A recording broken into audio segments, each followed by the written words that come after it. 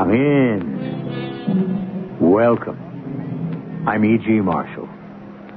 There's nothing so ridiculous or far-fetched that it hasn't already been said at some time in some place by some philosopher, and been considered and debated and in many cases enshrined as immortal profundity. Which proves what? That there is a thin line between wisdom and folly. But that's something you always knew, right? What's the matter, Tom? I just found out about the war. The war? What war? Now, you know what war, Helen. All right, Tom. There's a war. A war to the death. You understand? Oh, sure, I understand. And you're in it, too. Well, if you're in it, I want to be in it. But the trouble is, we're on opposite sides.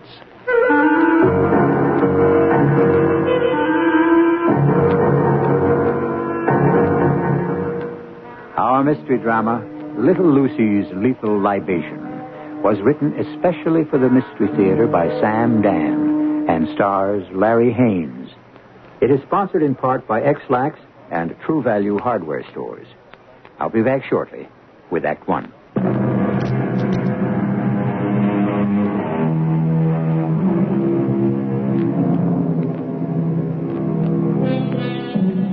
If a man can write a better book, preach a better sermon, or make a better mousetrap than his neighbor, though he live in the wood, the world will make a beaten path to his door.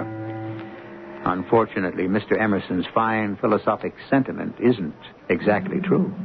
The world won't beat a path to his door unless somebody says to the world, "Hey, world, stop, look, listen.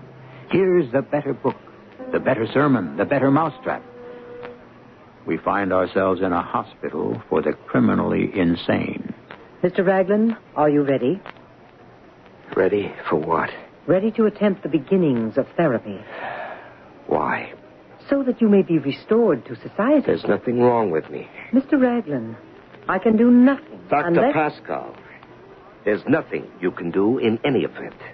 And why do you say that? Because you're a woman. I'm a doctor of medicine. Now, why can't I have a man doctor? Because none is available at this time.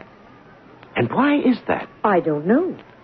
You would have to ask the managing director. The managing director is Dr. Ruth Harmon? Yes. Isn't that strange? She happens to be a woman? She was appointed by the governor. Governor Geraldine Mary McHugh. Yes. And you still say I'm crazy, huh? I never said you were crazy. Yes, I understand. You only said I'm disturbed, right? That's a euphemism, Doctor. Euphemisms. That's the opiate of America. Kids aren't stupid. They're underachievers.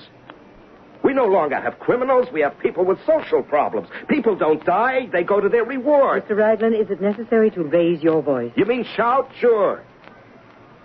I know all about euphemisms, Doctor. That's how I make my living. Correction. Made my living. Before they got me. They? Oh, come on. Get off it. You know who they are. You're one of them. Mr. Raglin, I wish you'd let me help you. Help me do what? What are your plans for us? Plans? Now, why do I ask? I know. You won't kill us off. You need us just as we needed you, for pleasure, for work. But you'll reverse the roles. Which role? We shall tend the home and raise the children. Mr. Raglin, what is troubling you? Oh, my. Now, you haven't listened to a word I said. Could you make sense of what you've been saying? Now, why don't we try a calm, ordered, rational approach? You intend to play the game. Everything neat, precise, orderly. All right. I won't fight you. You insist there's some kind of plot. Tell me about it. Doctor, why are we wasting time? What else is there to do? If you won't talk to me, you go back to your cell. Room. And play solitaire. So, tell me about it. Why? You're not going to help me. Okay. Then do it for yourself. What have you got to lose? Now tell me. When did it happen? How did it happen? Where did it happen? Where? When? That's easy. How? Well, how do these things happen, Doctor? How do you... Why do you get that sudden flash of insight that changes the appearance of the entire world? I remember I came home that night. Did anything happen today, Tom? What could happen? I don't know. What did you do? Anything unusual? No. Well, yes, I did an unusual thing, I suppose. Yeah? I went to the store and bought a case of... guess what? Just tell me, huh? Guess. A case of Chateau Lafite Rothschild. Guess again. Look, tell me or don't tell me. I bought a whole case of Little Lucy's Lively Libation. Oh, that insipid slop. Whatever made you do that? Because it has just become your account. Oh, yes, so it has. And for the sake of form, we should have it in the house. That's how I found out. Now, shouldn't we be out celebrating? Celebrating what? You were just promoted. Was I? Well, weren't you? Well, let's assume I was a colonel in the Russian army. Oh, please, And Tom. I was stationed in Moscow, where all the action is. The bright lights, the theaters, and so forth. How many did you have before you came And the home? top brass called me in and said, Tom, we have decided to make you a general and send you to a brand new post way, way out in Siberia. Well, what? would that be a promotion, really? Tom, what has this happened? Helen, I have just been sent to Siberia. What are you saying? Oh, look, I'm going inside to watch TV. If I have to tolerate incomprehensible nonsense, at least it won't be from my husband. You know, all along, I thought that I was on my way up. Well, aren't you? Oh, no. Everybody kept saying, Tom Raglin, he's the guy to watch in this agency. Well, aren't you? The Yum Yummy account, Barco the Mutt. He was all mine, wasn't he? Yes, dear. The most fantastically creative gimmick in the entire history of dog food promotion. Absolutely. Well, I doubled their volume. Of course you did, dear. Will you quit patronizing me? I quadrupled the agency billings. And is this my reward, Little Lucy's Lively Libation? Little Lucy is a major American corporation. Do you know the kind of advertising they do? Ever hear any, read any, see any? Well, The answer is no. Do you know why? They don't do any. Oh, I'm sure they must do some advertising. Yeah, to the Little Lucy Company, advertising is the label on the bottle and the sign on the truck, period. Then why do they need an agency? Because they want professionals who'll make sure the printing is always legible and sharp. Ensure that the colors are always bright and true. Is that advertising? Obviously, they want you to upgrade the account. Yeah, sure. That's exactly what she said, the old girl herself. Big Mama, the boss lady, called me in and told me, Tommy, darling, right now, Little Lucy's Lively Libation is a moribund account. But we know that you will make it rise like a phoenix from the dead. Oh, there, you see. I'll tell you what I see. She wanted to put me in a spot where I have to fail. What? Now, you heard me. But why? Because she's out to get me. Why? Because I'm a man. Tom, what are you saying? What was I saying? What had I said, Doctor? Certainly the words had come out before I was even aware of them. It was the first time I had ever entertained any such idea. Do you understand, Dr. Pascal? Yes, I understand. And suddenly, I accepted that fact as truth. Truth? Suddenly? That you were being destroyed because you were a man? Oh, yes, absolutely. The entire conspiracy revealed itself right then and there. And what did your wife say? She said, That's ridiculous. Ms. Christabel Valentine, our big boss lady, is giving the knife to every male member of the agency. One by one, the men have been made to walk the plank. No, that can't be. That can't be true. Hear how she said that? First, you were going to deny it. It shows where your true sympathies are. Tommy. I am being sent out on a suicide mission, and I'm not supposed to come back. Sell more advertising to Little Lucy. Why, you might just as well try to sell freezers to Eskimos. Tommy, you know what you should do? Chuck it. The whole thing. You mean quit before I'm fired? Oh, you used to write plays, novels, poetry. Yeah, sure. I never sold a single one. But at least you were doing something creative. And just what do you think I'm doing now? The Barco the Mutt commercial is creative? Huh. My name is Barco the Mutt, and I love Yum Yummy and nothing else but... Well, it's scans, doesn't it? Oh, it'll never get you buried in Westminster Abbey. It's where I live while I'm alive that worries me. I can't believe this is you talking, Tom. Why, you would read Shakespeare and Milton and Emily Dickinson. Tom, quit. Call boss lady Big Mama and quit. Now. Oh, sure. How will we pay the rent? Oh, I can get a job teaching. Oh, you can. I thought teaching jobs was scarce. Now, Martha Barley, who was dean of women when I... Well, anyway, now she's president of the university, and So, you've had this all planned. Planned? You are going to support me. You supported me all the time we've been married. Oh, good Lord, it's worse than I thought. You're in on it, too. In on what? The plot.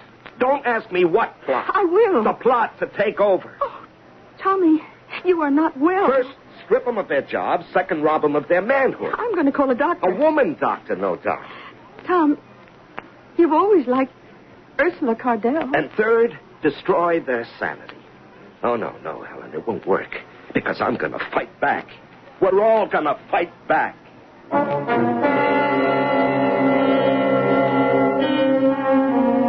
I don't know. You get to hear a great many extravagant things during these programs, but really, are they any more outrageous than what happens almost every day in real life?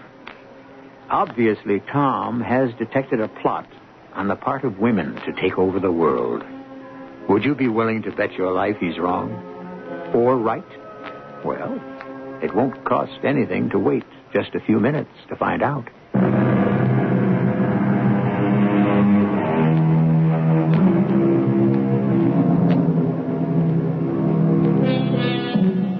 Slowly, silently, even secretly, the pressures build. And we are unaware of the gathering forces.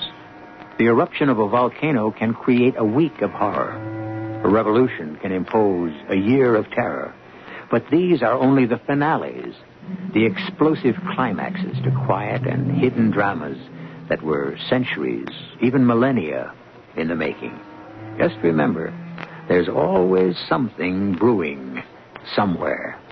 Mr. Raglin, what did your wife say when you told her you were going to fight back? She flounced out of the room, Dr. Pascal. You know how women flounce. And? And I think I suddenly felt like a fool.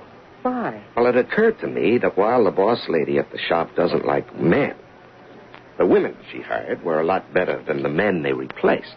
Well, that was certainly a rational analysis. And Helen had always been after me to realize my creative potential. She wanted me to quit. Why didn't you? Obviously, you despised that job. Quit to do what, Doctor? My name is Barco the Mutt is just about as creative as I can get. And so I said, Tom, stop feeling sorry for yourself. Stop looking for plots. And the next morning, there was a note on my desk. Boss lady, Big Mama herself, wanted to see me.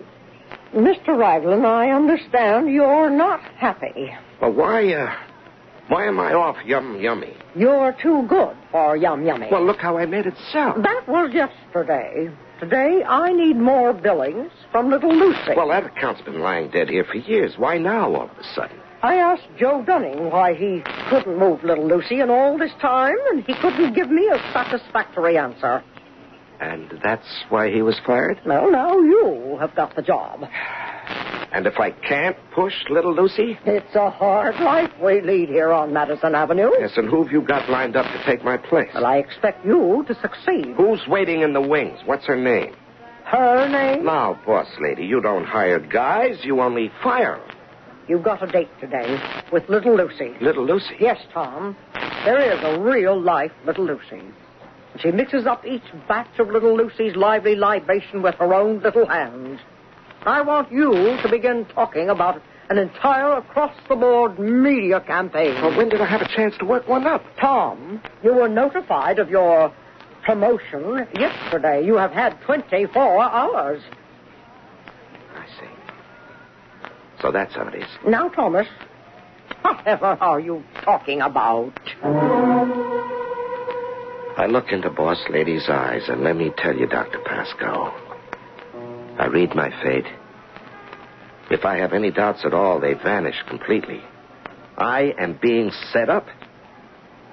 Well, I'd make a fight out of it. Maybe I could just sell little Lucy on a huge multi-million-dollar campaign. I reported to a private secretary for a brief-up. I'm Peter Hatchett. You're from the agency? I believe Mrs. Merivale is expecting me. Oh, no, never say that. What? Mrs. Merivale. Now, everyone must call her Little Lucy. Oh? You see, she thinks of herself still as Little Lucy. Is that a fact? Well, you know the Little Lucy story, of course. No. So, obviously, you haven't done your homework, Mr. Raglin. Now, the material was sent to your office. Oh, is that so? Well, nobody did. Yes? Sorry, I didn't have a chance. We have a beautiful book, which tells the inspiring story of Little Lucy's lively libation. Yes, well, I must make sure to read it. Yes, well, over 60 years ago, when she was 12, Little Lucy was playing in her mother's kitchen. Now, she wanted to make Mama a delicious glass of lemonade. Yeah. And she wanted to make it special. So she put in a little of this and a little of that, you know. Yes, I think so. And when her mother drank it, she exclaimed, "Oh, my, it's the best I ever tasted." And she offered some to her friends and said, "Here's Little Lucy's lively libation." Is something the matter with you, Mr. Raglin? No, nothing at all. Oh, dear, you look ill. No, I'm fine. Well, everyone loved it so much they decided to bottle it and sell it. And everyone thought the name was so catchy. Well, it is, isn't it? Oh, yes. And so they put Little Lucy's picture on the label, wearing her adorable white organza frock. Oh, isn't it beautiful? Yeah, it's charming. And that's how it's been for the past 60 years. Oh, they tell me you wrote that wonderful Barco the Mutt commercial. Yeah. Oh, wouldn't it be marvelous if you could do one just like it for Little Lucy? Oh, excuse me. Yes. Oh, yes, at once. You're to go right in. Well, Doctor, this was to be the selling job of my life. I walked into her office, and there she was, sitting at her desk. Little Lucy herself. An old lady. But she had a young face. It was exactly like the face of the little girl on the bottle. And I don't mind telling you, Doctor, it scared me. It was as if the rest of the body had grown old and withered, while the face remained ever firm and fresh and girlish. Who was her plastic surgeon, I wondered?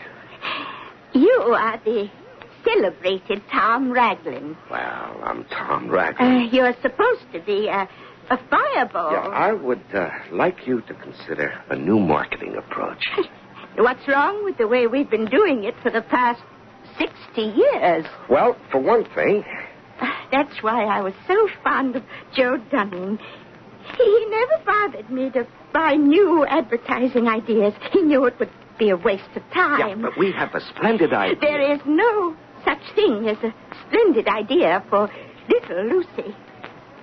I want you to make sure we have enough labels printed, that all the trucks have fresh, bright signs, and you will make me very happy.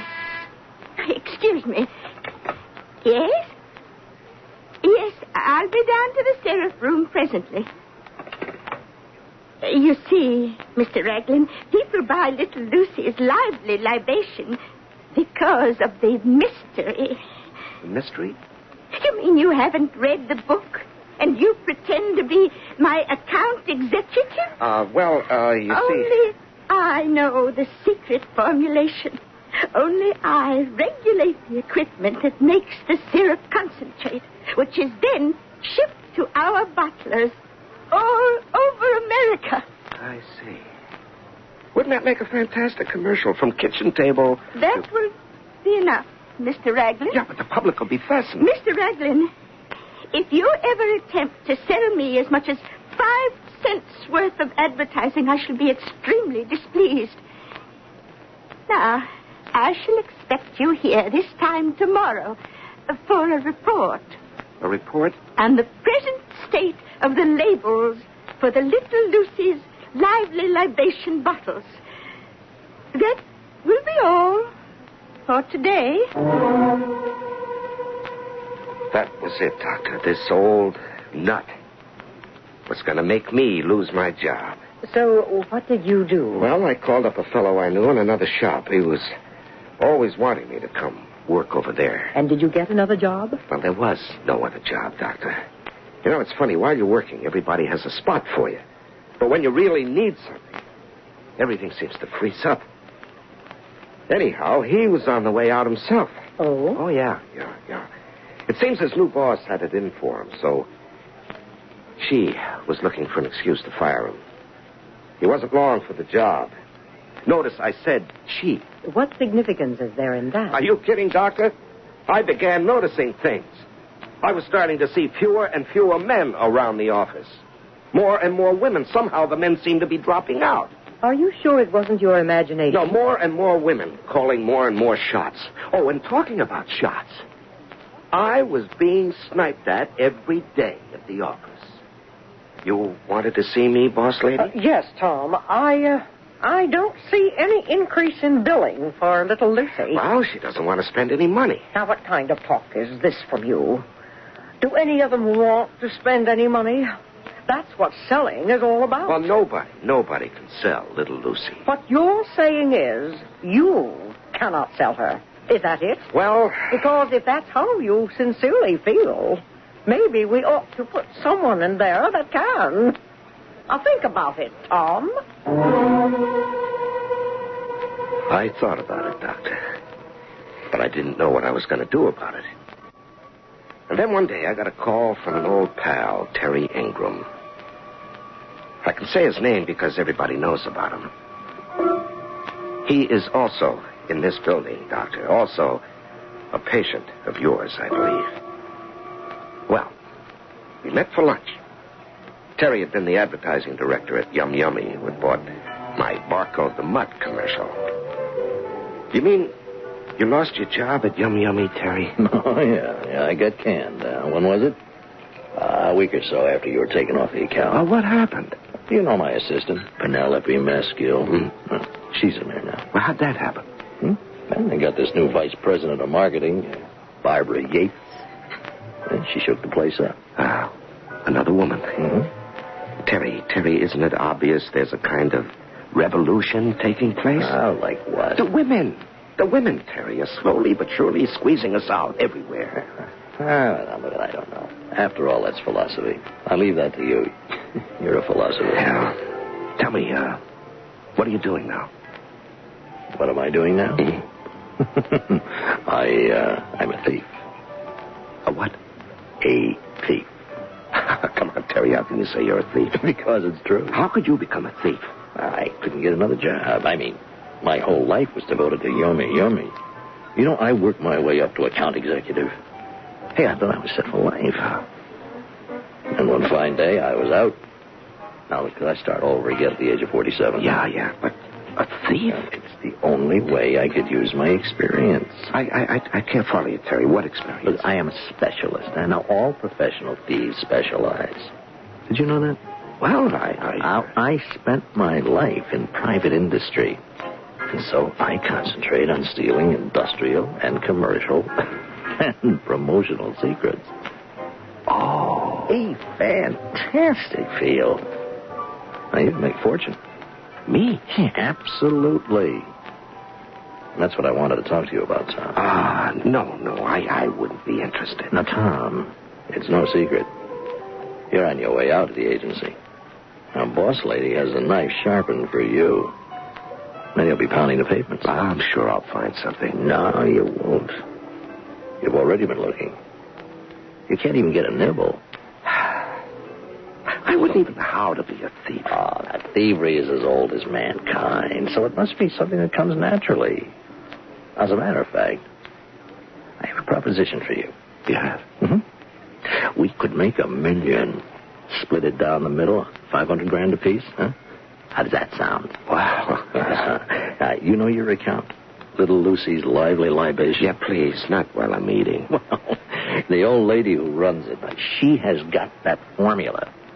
That secret ingredient, right? Yeah, that's right. Mm-hmm. It's what makes the drink. Yeah, not for me. Who are you? 50 million people have to pour down that belly wash every day, or else they'll beat their wives and kick the dog. Yeah, that's unfortunately true. So she has a competitor.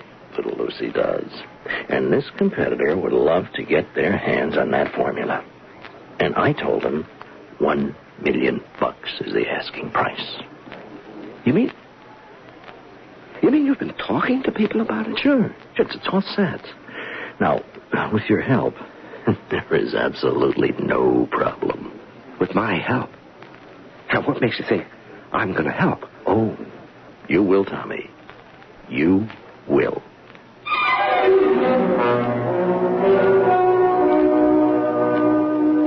Will he? Tom Raglin has been an honest man all his life. What does that mean? Are people honest from principle or because nothing has been worth stealing? Or is it a little of each? These are involved philosophical questions, so why don't you philosophize over them till I return with Act 3.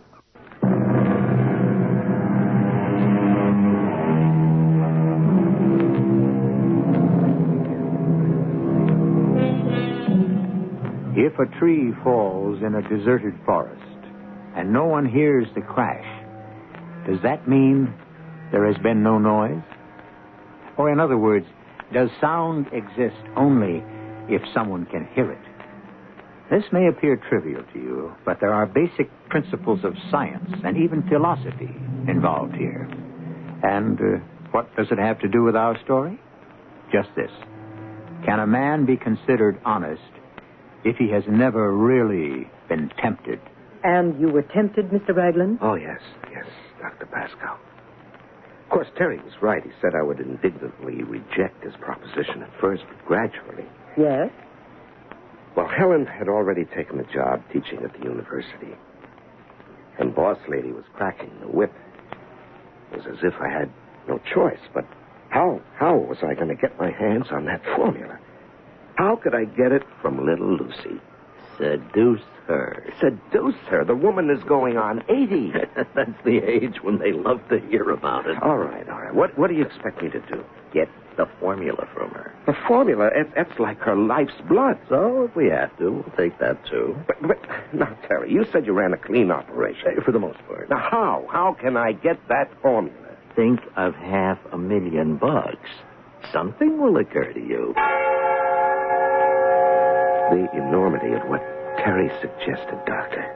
When I realized its implications, it overwhelmed me. I fought against the idea. But not too hard and not too long. Hard, long. Those are relative terms, Doctor.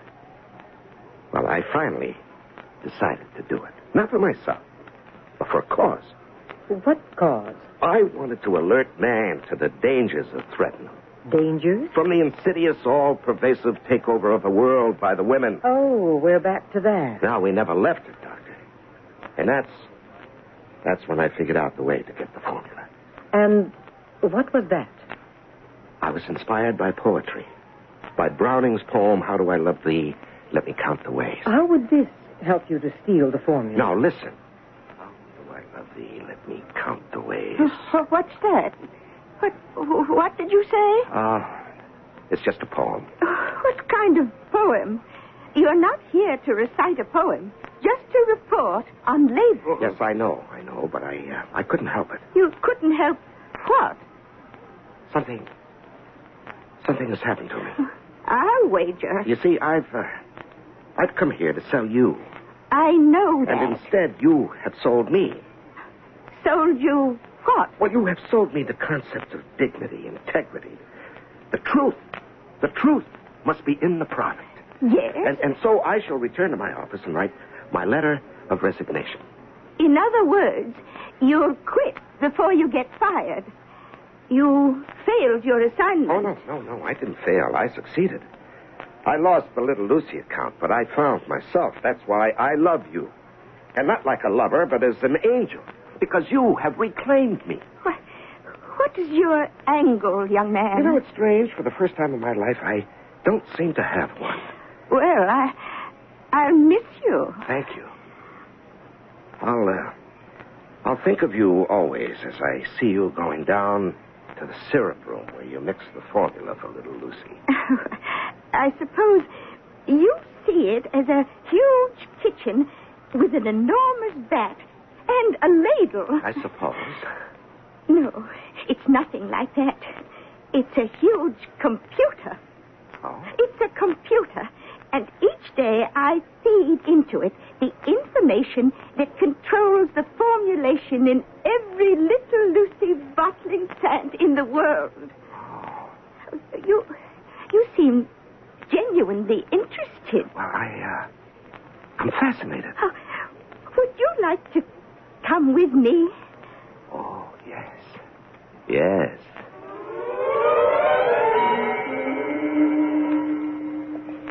Notice I have armed guards stationed along the corridor. And inside the walls are tear gas ducts. Yeah, what fantastic security. And here it is. This door. This little green door holds the secret, the great secret. You are the most romantic young man. It's all right, Felicia. This gentleman may come inside with me. Open the door. I just noticed all the guards are women. Step inside.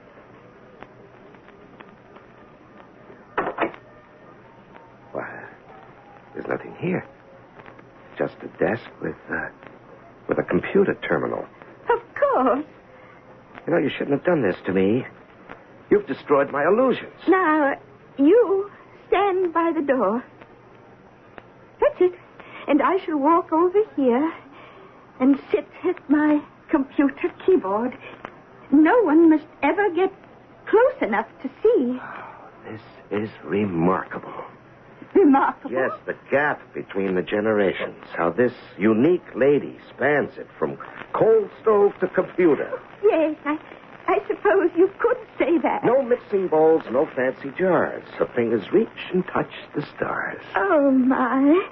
Oh, that's beautiful. Well, I'm inspired. This room inspires me. Oh, I love poetry.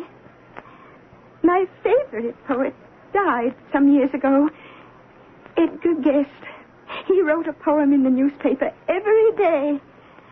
It takes a heap of living in a house to make it home. A heap of sun and shadow. And you sometimes have to row. Oh, my. You know him, too. Oh, I want to cry when I hear that. Oh, Tom, you are a good, decent man. Why can't they all be like you? Oh, my, the signal. The vats are ready to receive the syrup. I shall punch out the formula.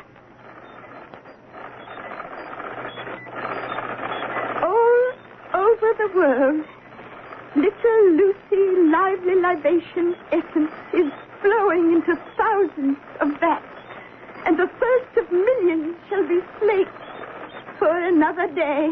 Oh, thank you. Thank you for this experience, man. Oh, please, you must call me Little Lucy. And only you know the formula. Only I. So, how's it coming, Tom? Oh, great. You know, every day we go into the computer room, she punches out the formula. Yeah. And every day I get to stand a little bit closer. So soon I'll actually be in a position to watch her fingers on the keyboard of the computer terminal. Yeah? Soon I'll actually be standing over her shoulder. So what you'll get from me is a miniature motion picture camera, which I can then... Say no more. I know just the thing. It's like a fountain pen. You have it in your pocket. Now, look, I don't want to go into details. Just get it and give it to me. When? When can we get the money? As soon as you're ready to hand over the formula. We'll have a motion picture of it. Oh, let me alert the guys. Yeah, I was all ready, Doctor. All systems would go. It seemed so easy. And then, Yes? I don't know. Maybe it was because I was Gonna become a thief and betray the confidence of a sweet old lady. Well, that wasn't easy. And then there was my wife. Your wife? Yes, we were very much in love. Yes. And that morning at breakfast, I happened to look at her. She'd asked me if I wanted a cup of coffee. Just that, understand? There was something in her voice. Tom, darling, would you like another cup of coffee? Tom, what are you staring at? You? At me? Why? I don't know why. Maybe I just remembered something. What? It's something I'll never forget. Then how could you just remember? Well, it's something you remember and forget every day of your life. It's a fact. The fact that you're in love. I love you, Helen. Oh, Tom. Tom, I love you, too. And so, Doctor, I went to little Lucy's office on this morning, prepared to commit a crime. And as I drove there, I suddenly decided I wasn't going to do it. No, not for $500,000. I wasn't that kind of a guy.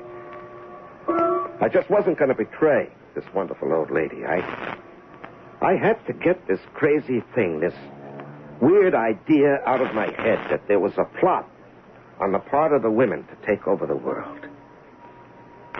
Well, we were sitting in little Lucy's office waiting for the time to go into the computer room. All passion spent. It all should have come earlier when I could have enjoyed it. Well, your success came early in your life. Not success for me. Success for all women. Now, it doesn't matter. What doesn't matter? The revolution. What revolution? You know what revolution. The women's revolution. I don't mean the generalities of women doing better. I mean the takeover. What takeover? The actual physical takeover. Tom, you're sensitive. You see it. You sense it. Everywhere the men are being forced out. Look at you. I think men and women of goodwill can resolve their difficulties. No. That's all gone, Tom. Helen and I will, always. Oh, no. That's gone, too. Helen chose the revolution over you. No, I can't believe that. The first day you came to my office, I disliked you. Why? Because of your attitude toward my libation. I told you you'd called it insipid slop. You asked me how I knew. Well, how did you know? How could I know? Whoever heard you use that expression? Your wife. Oh, no. She phoned me and told me. Helen? She phoned you and told you why? Because I'm her regional commander.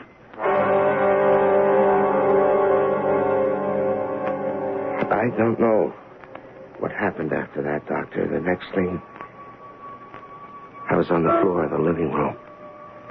And a police officer was standing over me, and Helen was lying there, dead. They told me I killed her with my bare hands in a fit of fury.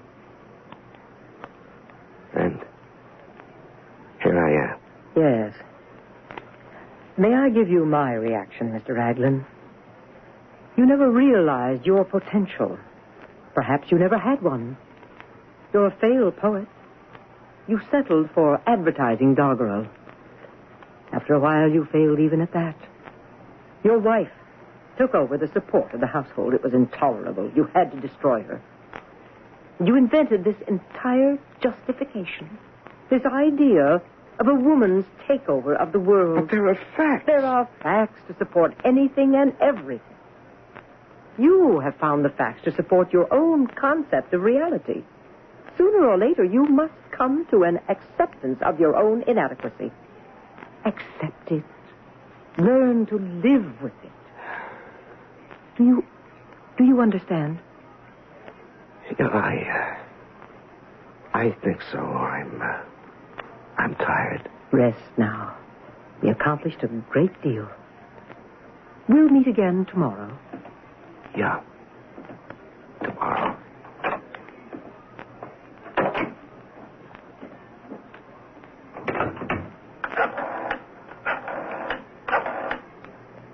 Hello? Boss lady? Dr. Pascoe here. Look, little Lucy has got to be relieved of her command.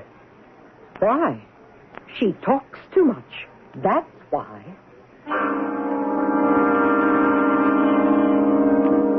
Would you like to hear a nice male chauvinist comment? Here's one for what it's worth. Women will never be able to successfully plot or plan a secret takeover. Because how can you expect a woman to keep a secret?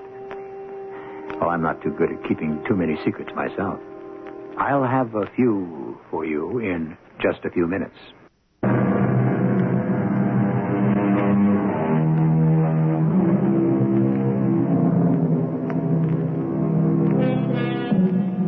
Is there a war between men and women? Probably. But if it's kept within proper bounds and carried on in a proper fashion, it can be the most delightful war there is. A war where even the losers are winners. And you can all also be winners if you listen 7 times each week. Our cast included Larry Haynes, Bryna Rayburn, Joan Shea, and Earl Hammond.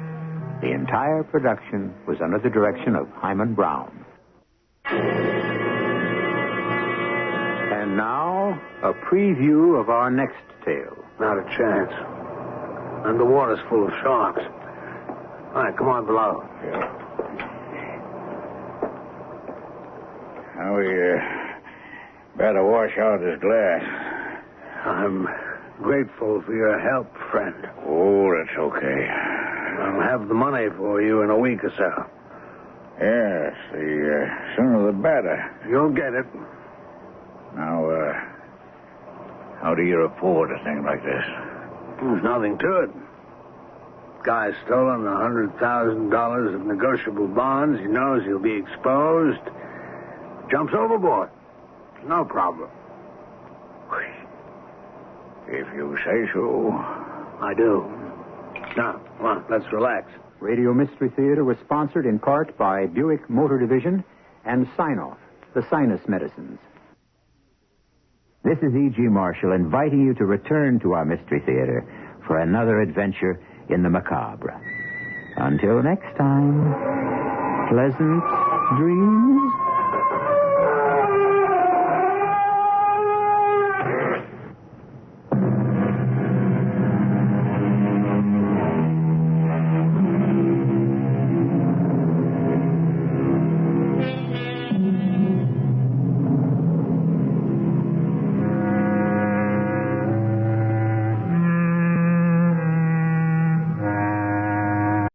CBS Radio Mystery Theater presents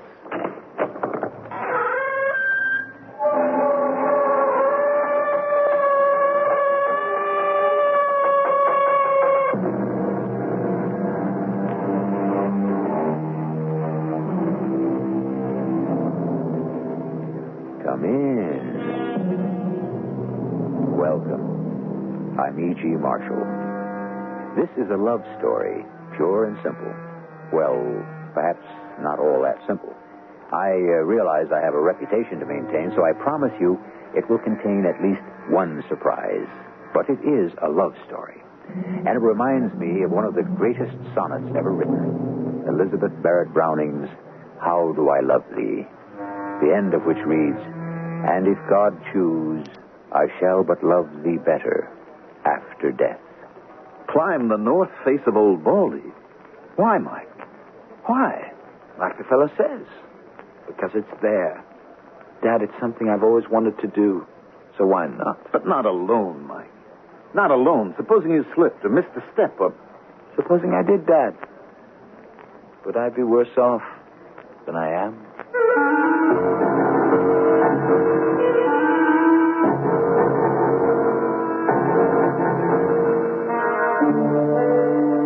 Our mystery drama Rendezvous with Death was written especially for the Mystery Theater by Ian Martin and stars Christopher Tabori and Roberta Maxwell. It is sponsored in part by Buick Motor Division and ARM, Allergy Relief Medicine. I'll be back shortly with Act One.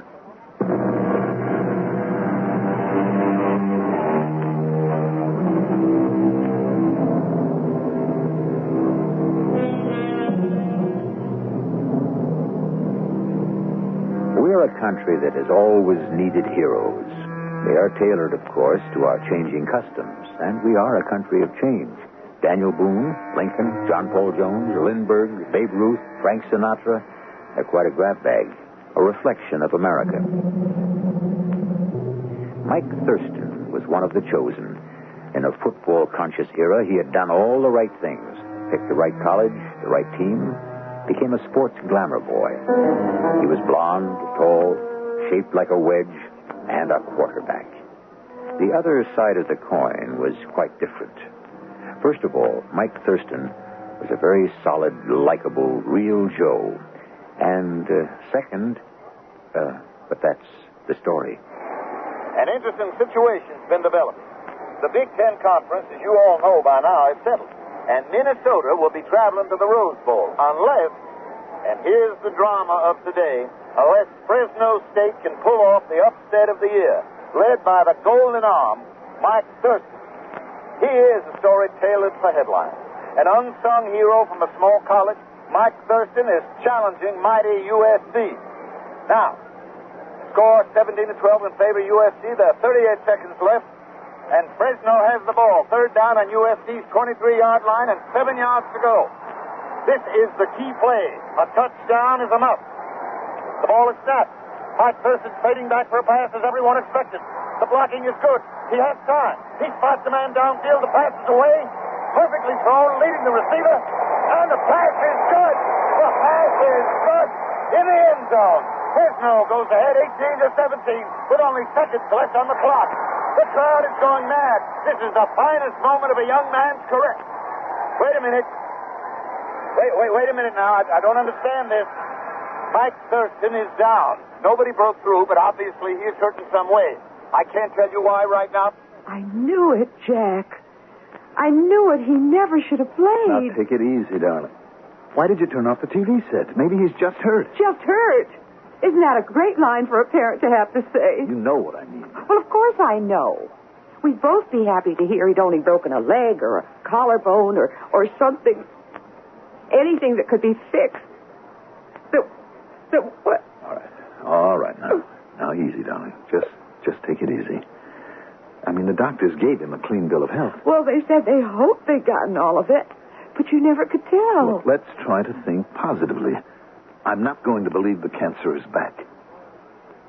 I am going to turn that TV back on and find out what happened. Do what you want, Jack. It isn't going to change anything. The cancer is back inside our golden boy, and it's going to destroy him before he even has a chance to really live.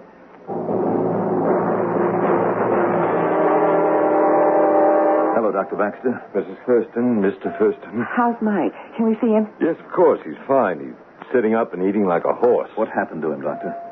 Well, that's something we're going to have to talk about, but not right now. Maybe right now is just when we should talk about it, Dr. Baxter. Well, I'm not sure that this It isn't anything new. It's something all of us have been living with. Well... Don't hesitate, Doctor. I'm as braced for it as my husband. All right. When Mike came in here 4 months ago, as you know, the problem seemed simple. He had some moles on his neck, which we recommended should be removed as pre-cancerous growths. And you examined him. Mm-hmm. And at that time, as you remember, we had to postulate that we were facing a possible melanoma. That terrible thing that spreads. Yes, Mrs. Thurston. Well, we're facing it now. And there's no way to stop it. Not that we know of. He's so young. It can't be. I mean, there must be some treatment, something that... I wish I could offer it to you. But he's only 21 and full of life. He's a football player, an athlete. Now, there must be some way he can... I mean, there's something... Darling, this time, apparently there isn't. I mean, it's dirty, it's insidious, and there's no defense against it. If there is, for heaven's sake, tell us, Doctor. If I knew, I would. My son is going to die? He has a disease we can't defeat. How long has he got? Now, I can take it, Doctor. How long? At the outside, 6 months. Joan, come on. No, I'm all right, Jack. How about Mike, Doctor? Does he know? Well, he's a pre-med student. No way we could keep it from him.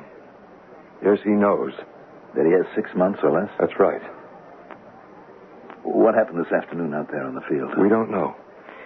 He blacked out suddenly. The damn stuff is running wild through his body. He could turn up with any kind of symptom. It hasn't affected his brain. Oh, no. The boy's magnificent. There isn't anything I wouldn't do for him, including taking his place, if that were possible. I have never in my life known anyone who has more right to live. Oh, I'm sorry. Forgive me. What a stupid thing to say. No, on the contrary. It was a lovely thing to say. The only thing is it's wrong. Apparently, he doesn't have the right.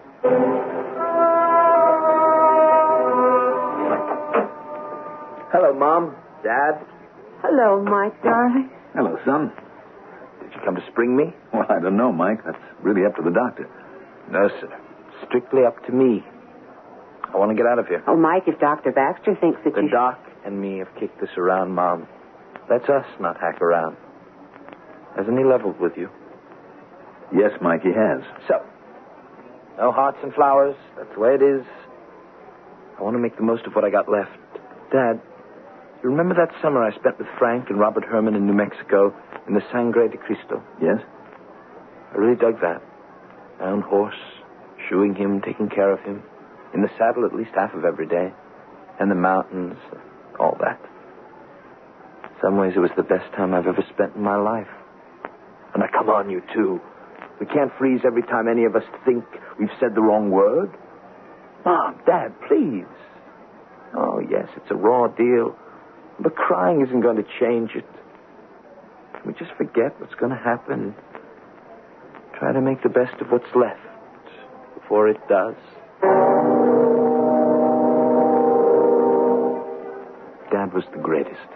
Somehow he backtracked and dug up the Hermans, whom he hadn't seen for years. The ranch they had sold years ago.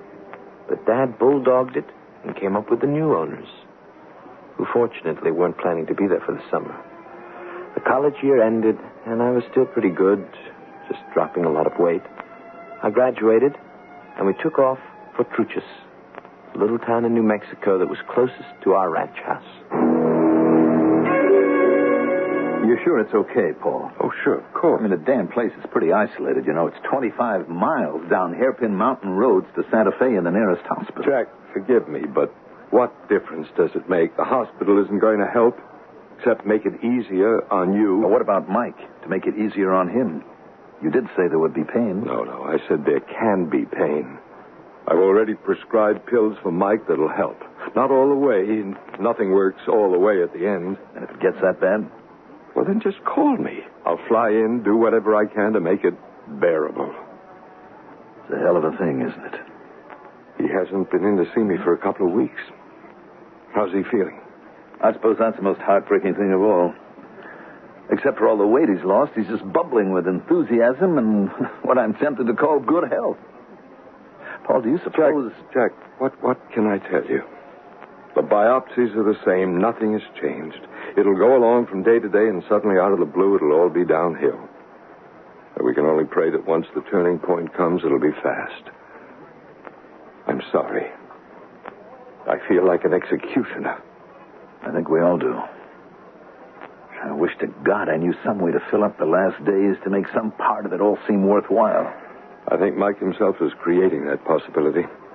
Just go with him, let him squeeze everything he can out of the end of his life and find his own meanings. Just Just be sure he has enough pills to dull the agony if it comes.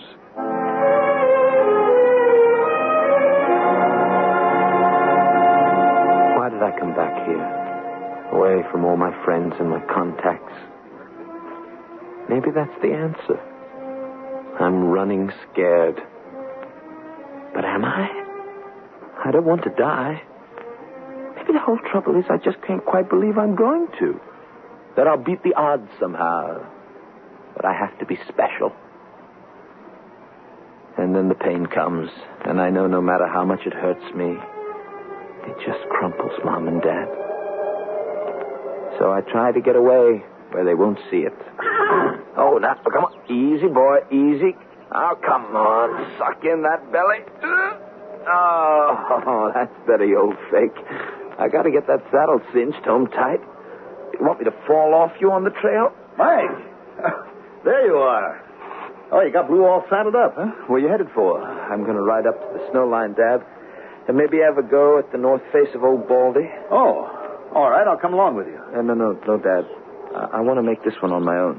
Why can't I share it? I'll face it, Dad. It's too rugged for you. You're not in shape. You are? I think so. Sorry, I could cut my tongue out. Why, Mike, why? What does the fellow say? Because it's there. Dad, it's just something I want to do that I've never done. Maybe I'm trying to prove something, but I feel I got to do it. Not alone, Mike. I mean, suppose you slipped or missed a step or... Supposing I did, Dad. Would I be any worse off? You didn't, Jack. You couldn't have let him go climb that mountain by himself. Joan, there really wasn't any way I could have stopped him. Well, at least you could have gone along. I wasn't prepared to, and he didn't want me. But that's a sheer rock face. It shouldn't be climbed alone. Joan, I suppose almost anything Mike does from here on in has to be on his own. Well, suppose he falls. We covered that eventuality, and you know what he said? What? Something that we can't argue with. Would he be any worse off if he did? Well, that's a terrible thing to say. I know, but it's a terrible situation that we all have to face. But as long as he's alive, there's always a chance. That isn't fair, Joan. We all know that there are no miracles. Well, but how can we be sure? And you know what Mike's like. He doesn't think of himself, only us. Now, it would be just like him to be quixotic enough to think that his death would be better if it was quick at such... It might be better for him, Joan. No. We've got to hold on to the last minute. Hope against hope. Oh, Jack, why did you let him go up that mountain? What's going to happen to him now?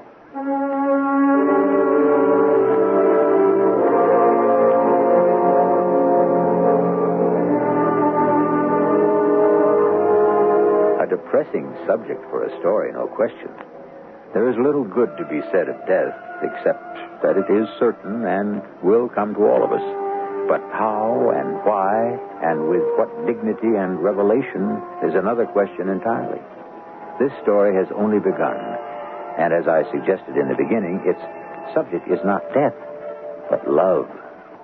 I shall return shortly with Act 2.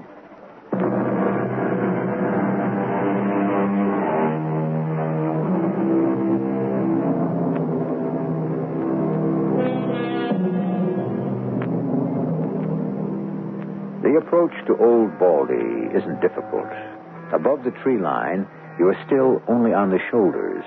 And when the snow begins, there is one frozen esker which can be traversed on horseback across a deep valley. Once across that, to reach the last 1,500 feet of that 12,000-foot peak, if you circle it to the south, you can ride all the way to the summit. But if you decide to climb, it's a whole other story. But Mike made no attempt to climb it. What drove me up here today? What did I have in mind? I wanted to prove something, spit in somebody's face, except that I realized I hadn't the strength. Oh, Lord. Oh, the pain. Oh, the pain is something else. I don't know how much more of it I can take. Oh, it's gone now. But for how long? Oh, this is magnificent. I can see 100 miles. I ought to be a god and immortal. Only I'm not. 3 steps, Michael, buddy, and you look down a quarter of a mile. 1 more step, and you've bought a ticket to oblivion. Why not? The easy answer, and you protect Mom and Dad. A climbing accident, a slip. What a tragedy. Hey, you down there. You out of your mind? What are you doing there? Hoping not to blow it. But I ran out of pitons. Don't move. Stay still. No way you can get from that ledge up over this sellback. Brilliant deduction, man. That's why I was just waiting for you to come along. Extend a helping hand. Unless you have something else in mind. If I did, it's out of it. Oh, I'm so brilliant. Why didn't I bring some rope? Because you weren't planning to climb. Just maybe to do what? There's no time for small talk. I'm with you all the way. Look, I'm taking off my shirt. Rip it up and make a rope out of it. You tie off your climbing rope to it, and as soon as I haul up your rope, we'll walk you over the turtle back like you were a fly. So I can step into your parlor? I'm not much of a spider. Even if you were, I'm a willing victim. Dishonor rather than death, I always say. Well, that's the best offer I've had all summer. Okay, you ready? Here. Where do you buy your shirt? I don't. I just figure birthdays and Christmas. I'll get a pair of supply. Sorry you blew this one. It looks expensive, and I bet you are cute in it. How do you like to stop being so brave and get sensible? Don't rock the boat, Sir Galahad. I'm not brave. I'm scared. Can you tie it off all right? It's on a hold. Pull away. Okay. Okay, I got it.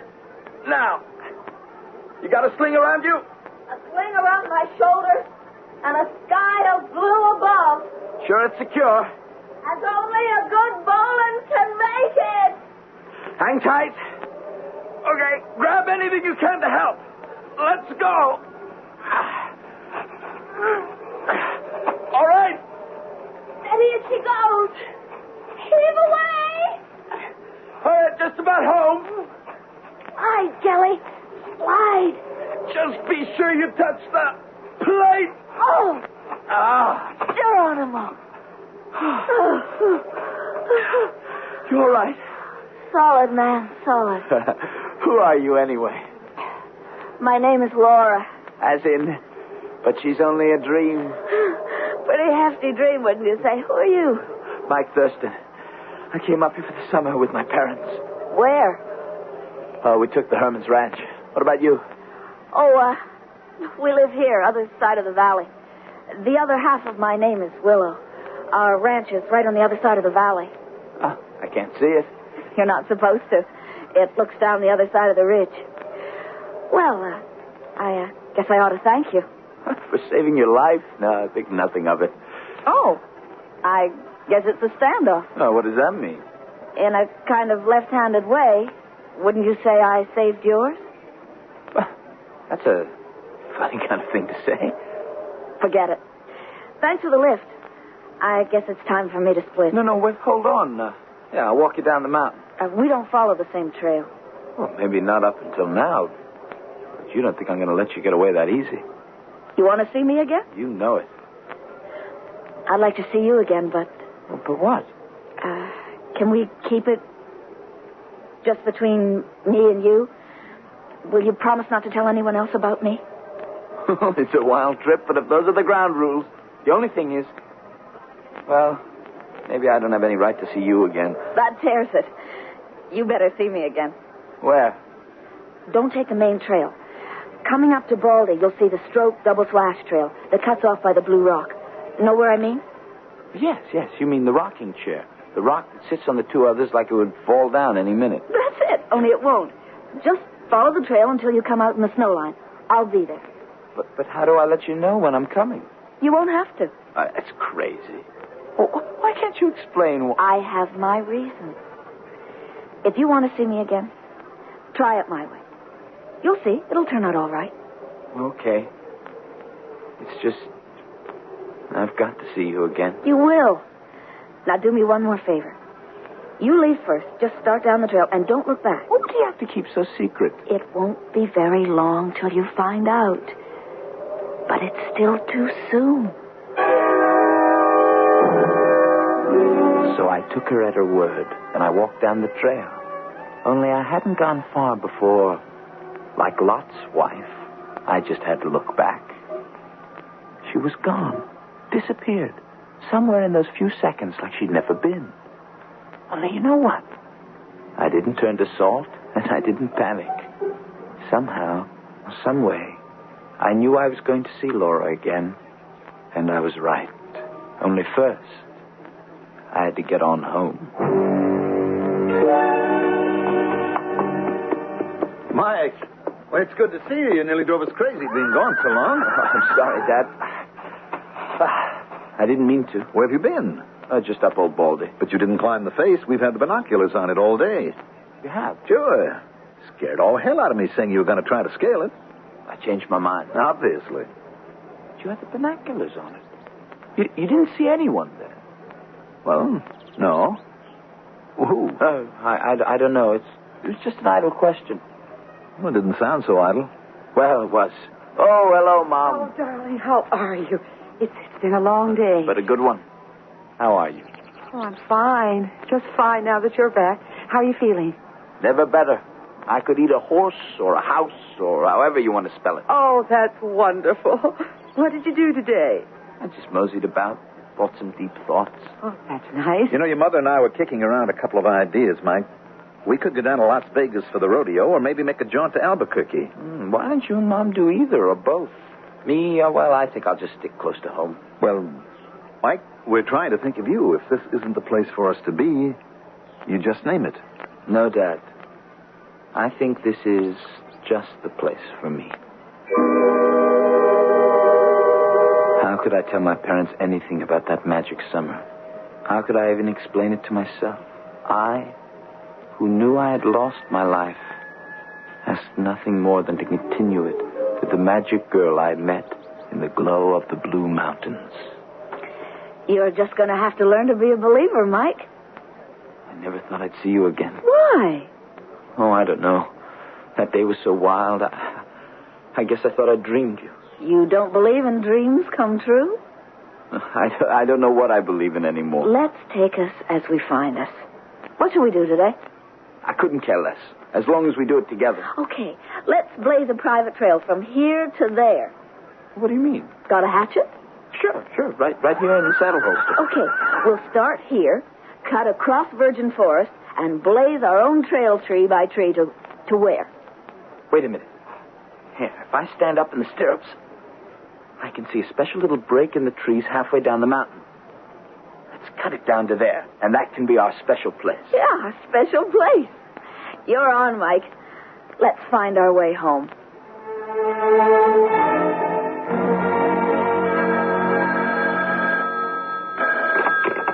Hello?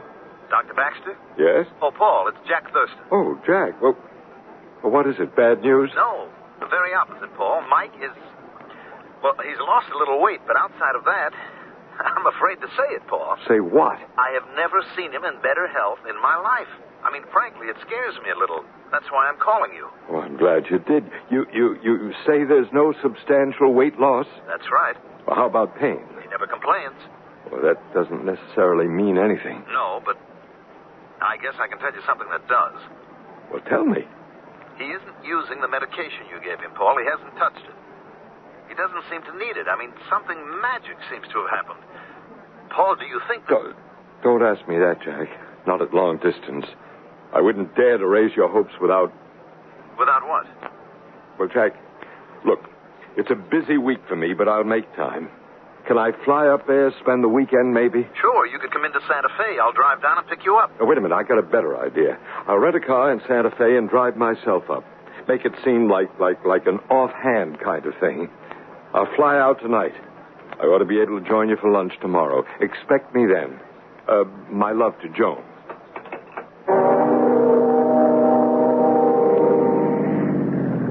Hey, Mike! Mike! Yeah? Doc Baxter, well, I'll be. What are you doing in this neck of the country? Oh, just passing by. Thought I'd check in and see how the other half lives. pretty good from the looks of you. You could say that again. I couldn't feel better. Maybe I ought to chase you down to the nearest hospital, run a couple of tests on you. No, I might just go for that. Oh, only not right now. You, headed somewheres? Well, yes. I got something to do. But I'll be back right soon. Do Mom and Dad know you're coming? Mm-hmm. I called and said I might stop in for a night or two. Oh, that's great. You just go up onto the top of the hill and turn in by the corral. You can't miss it. I'll be back as soon as I can. There's no hurry. Who's the big, heavy date with? Oh, not anyone, really. It's just a special thing I have to do on my own.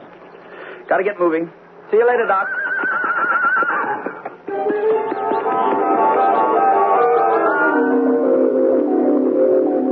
Yeah, these mountain roads were a little rough, Joan.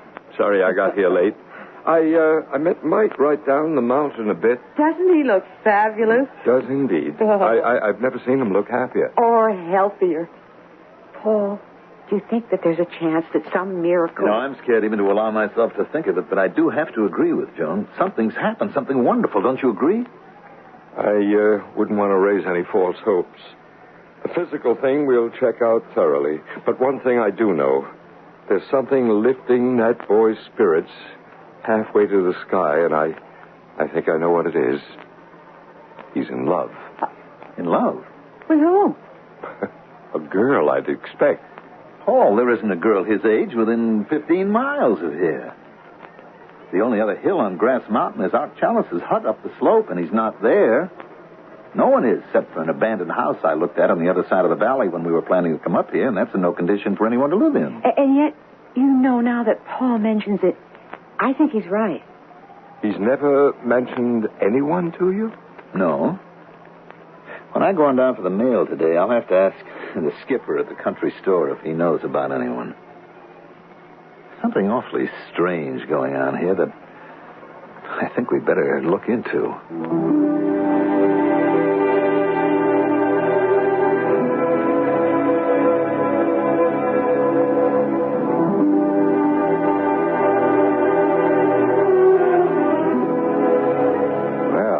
She's a strange girl when you think of it, isn't she? Laura Willow. And it's been a strange relationship between a boy who knows he has no future and a girl who seems to live only for the present. I wonder what this strange will-o'-the-wisp's past.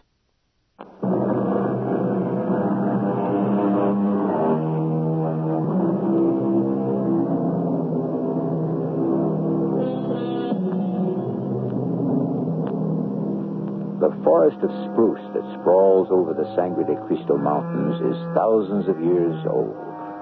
It is a tangle of fallen trees and undergrowth too thick for passage, except where state trails have been cut, cleared, and maintained. There are some private trails, such as the one that Laura and Mike have cut for themselves, and which ends in the lush, grassy glade they have made their own. At the moment, they are lying on their backs, side by side, gazing up at a clear blue sky. Sure you don't want some of this chow I lugged along? No. Drink? Coffee? Cola? Water? No sale. You're a funny one. Don't you ever eat? I have eaten in my day, boy. I've never seen you. Maybe I have bad table manners. You couldn't do anything ugly if you tried. I hope not. Hey, come on down. What do you live on, really? Cloud 9. You're far out, you know it. But not out of sight. I wish you could never be out of my sight. I'm not going anywhere. But I am. Mike, maybe it's time for us to... No, not yet. I can't. Let's just keep it the way it is. Something private, just for us. Nobody else a part of it, and we're a part of nothing else but just this. You and me, and just being together. That's what I want to talk to you about. No. Let's change the subject. This place, we ought to give it a name. How about the Secret Mesa? It isn't really a mesa, is it? Okay. Laura's Lee. How does that grab you? I hope you don't think of me as a siren. You weave a lot of magic, woman. I couldn't have passed you by. You're kind of a wizard yourself, man. Oh, why didn't I Why didn't I meet you back in high school? Why couldn't I have been there for you to meet? The timing's all out of whack. Too late for me. Too early for me. I'm sorry for what might have been. Don't. It's going to be. No, please. Please, Mike. I want you to kiss me now. No, Laura, I can't. Kiss me. Laura. I love you, Mike. And I love you, Laura. God help us both. He will. Where are you going? Out of your life. As far and as fast as I can. Why? Because this is where it ends, Laura. I should never have let it go this far. You see, no, don't ask me to explain. But there isn't any future in it. I can't go to meet your parents. I can't even take you back to meet mine. I had no right to get you involved. The best thing I can do is cut out.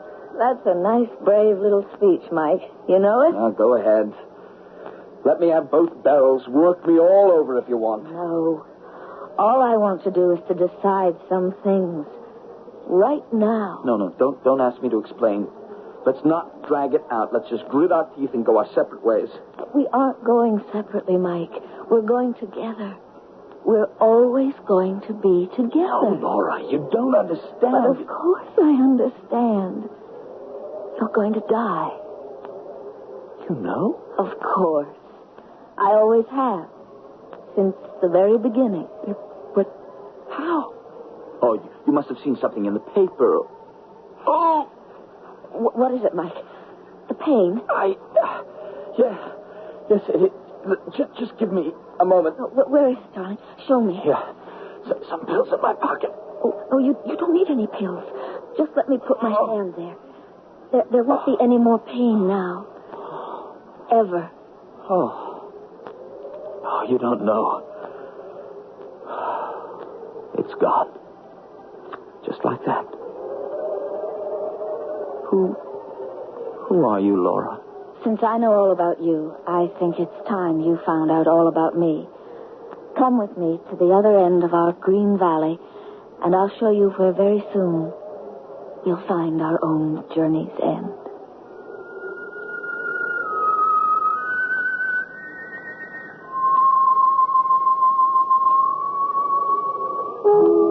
It's all so beautiful and so hard to believe, Laura. It won't be, darling, when we come into our own. So this is where you grew up and spent all those 20 years of my never knowing you. I was a skinny little girl with sort of buck teeth. You wouldn't have liked me then. Oh, no, I'd have loved you no matter when I met you. Oh, no. I was shy. Scared of my own shadow, that's why. No. That's all past and done with. Poor darling. So long.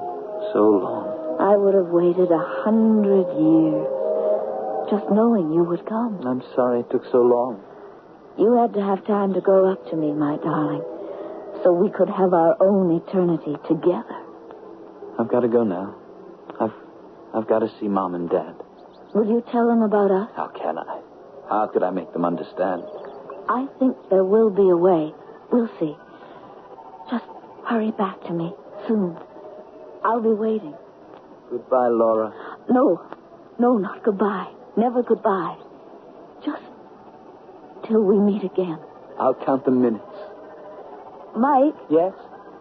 You will come back. I'm afraid to be alone again. Oh, I'll come back. Nothing will keep me away. I'll make sure of that.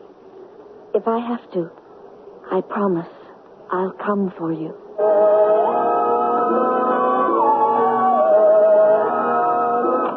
Doc, for heaven's sake, come with me. Help me. Well, what is it, Jack? It's Mike. Over this way. When I drove up, he was just sitting on his horse, hanging onto the pommel and swaying. I just got out of the car in time to catch him as he fell. Around the corner of the barn. Was he in pain? No. It was more like a man in a dream. Oh, good Lord. Look at him. Is he dead? Quiet a moment. No. His heart's still beating. He's feverish. I don't like the look of that. What? He's in coma. Hey, come on, Jack. Right. Let's get him into the house before his mother sees him like this.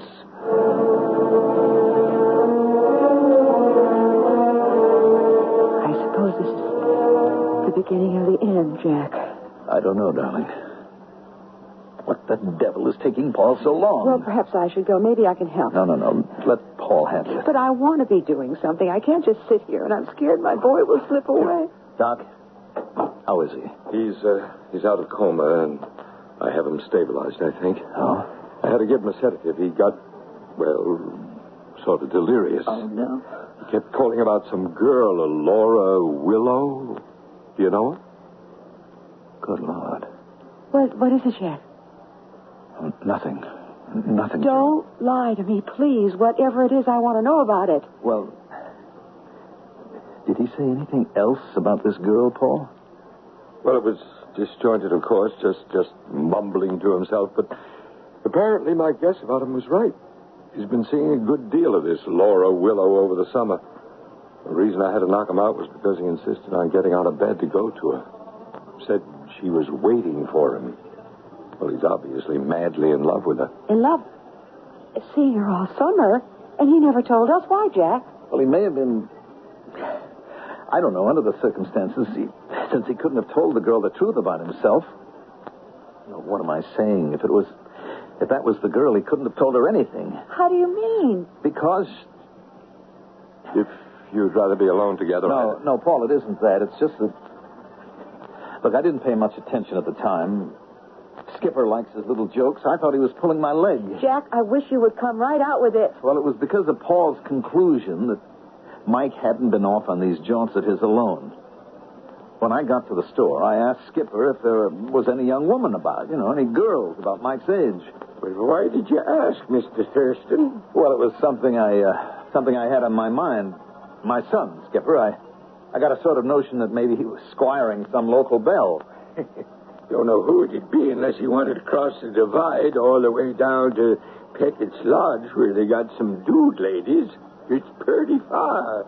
Nigh on to 25 miles. Oh, I doubt if it's anyone from there. I don't suppose there could be anyone. Only house outside of where we're staying is right here at Skipper's Corners, and Art's empty one up the hill, right? It's about the size of it. Certainly nobody could be living in that old abandoned place across the valley from us. That old Willow place? Oh, Lord, no. Place has been abandoned near 20 years, ever since Judd killed himself after his daughter died. Unless, of course, your son is gone and took up with a ghost. What do you mean? Well, you know how folks talk. They say moonlight nights, in particular during the summer, folk meet up with Laura Willow picking columbines up beyond the snow line to put on her own grave, some say. She was a mighty pretty little thing, for she smashed herself all up, falling off the north face of old Baldy's hair. An accident? Well, that's what some said. Other things have been said, too. Folks whisper and all. Her mother had been dead a good while. Judd and she were alone. He was a man with a lot of juices. Some said he wouldn't leave her alone, so she stepped off that high place. A decent girl and all, and kind of a shy one. Judd just killed herself in remorse. Well, you know how people talk. But they do say she still wanders. Maybe your son met up with her. Is it? No, I don't. What did you say the girl's name was again? Pretty as a picture she was. Ashamed to die so young. Her name was Laura Willow. The same name as Paul heard Mike say. Was that the name? Yes, Jones, no mistake. He kept saying it. And she's been dead how long? 20 years. Well, how could Mike... Jack, what does it mean? What does it all mean? I don't know, darling. Maybe Mike heard the story from someone and it's stuck in his mind. Maybe he's awake and we can ask him now. Is it all right for me to look in, Paul? Of course. John, what is it? It's Mike. It's Mike. He's gone. He's gone. He couldn't have died. No, I'm not talking about death. I mean, his body. Him. Our son. He's gone.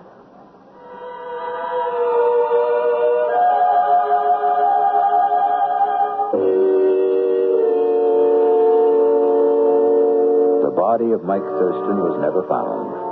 It was reasoned that in a delirium, he'd climbed out the window and wandered off into the forest to die. The virgin forest could bury 100 lost men without them ever being found. For myself, I like to think that Laura came to him as she had promised and brought him back to Journey's End. As I said in the beginning, for me, this is a love story. I shall return shortly.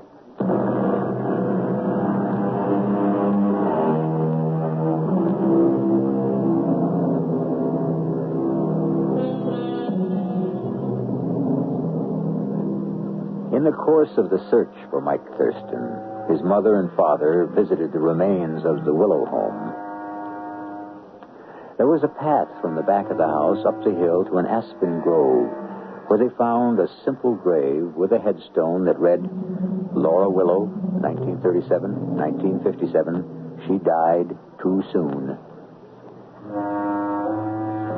I like to think some gentle God gave her 20 years of grace without growing older, and that she does not sleep alone for that eternal life to come.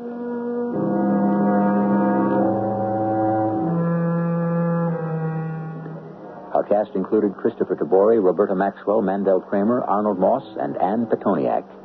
The entire production was under the direction of Hyman Brown. Radio Mystery Theater was sponsored in part by True Value Hardware Stores. This is E.G. Marshall inviting you to return to our Mystery Theater for another adventure in the macabre. Until next time, pleasant dreams.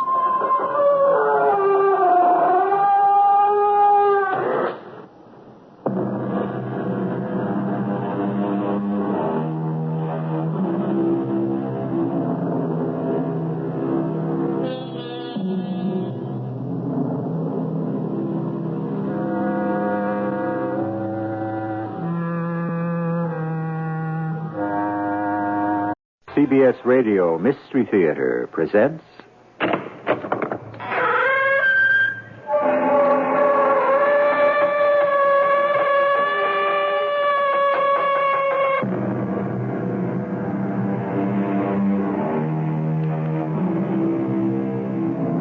Come in.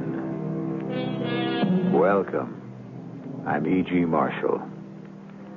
I go to seek on many roads what is to be, true heart and strong, with love to light. Will they not bear me in the fight to order, shun, or wield, or mold my destiny? Destiny, it waits for all of us. But is it cast forever for all of us in frozen letters of stone, or does it change? Can each of us change it? Yes, sir. You're looking at the strongest, most secure vault in the state of Arkansas. Is that a fact, sir? The safest, most burglar-proof. You ever heard of Jimmy Valentine? Jimmy Valentine? No. Well, he's only the most famous safe cracker in the whole United States.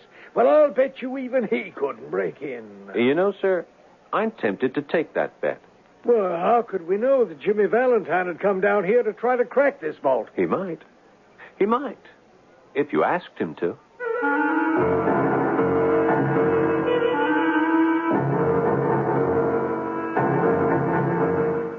Our mystery drama, Jimmy Valentine's Gamble, was adapted from the O. Henry classic especially for the Mystery Theater by Sam Dan and stars Robert Dryden and Paul Hecht. It is sponsored in part by Buick Motor Division. I'll be back shortly with Act One.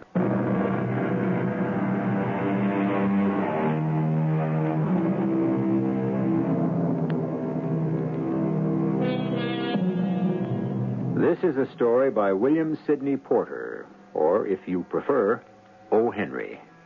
Everything and everyone was grist to his mill.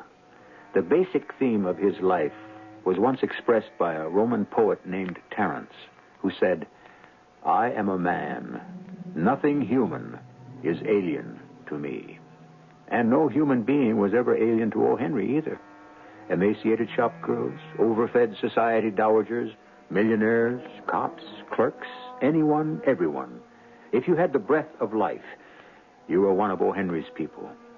At this time, let us meet one of O. Henry's favorite people, a bright young man named Jimmy Valentine. For further particulars, listen to the master storyteller himself. I met Jimmy Valentine while I was in prison. What was I doing in prison? Well, let me just say this about prison in general. Many of the people who are in it should be out of it, and many of the people who are out of it should be in it. At any rate, this is Jimmy Valentine's story, not mine. I was assigned to work in the dispensary. It was an easy, pleasant job. Well, Jimmy, I see you getting out tomorrow. Happy days, Billy. I guess you won't be coming in here to the dispensary anymore for my good old toothache remedy, huh? Oh, I never got a toothache. I come in for the lecture. The lecture? I've heard the lecture from professionals, Billy, from preachers and judges and wardens, but none of them even come close to you. Jimmy, I hope you never come back.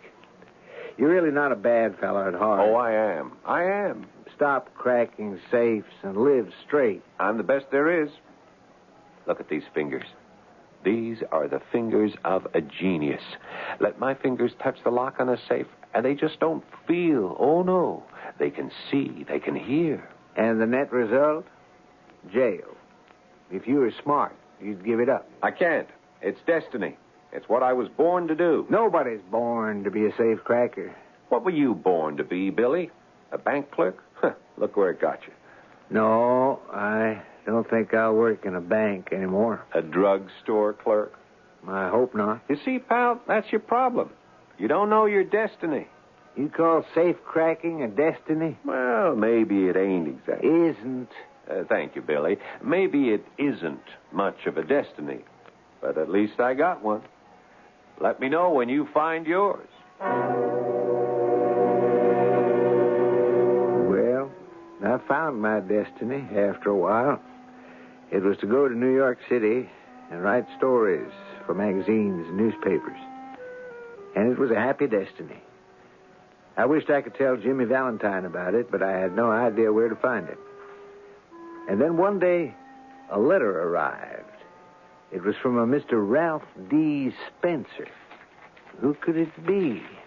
I didn't know anyone named Ralph D. Spencer. Dear Billy, Jimmy Valentine is out. Ralph D. Spencer is in. I have gone and done it. I have gone straight. I have become a rube. I have married the dearest, sweetest girl in the world. The only safe I open now is the safe in my very own shoe store. And although I feel like a fool using the combination, it's all part of my new life. I had to laugh. The very idea of Jimmy Valentine happily married and the proprietor of a shoe store in a small town. Anyhow, I returned to the letter. After he was released from jail, he went straight away to a saloon owned by one Mike Dolan. Jimmy.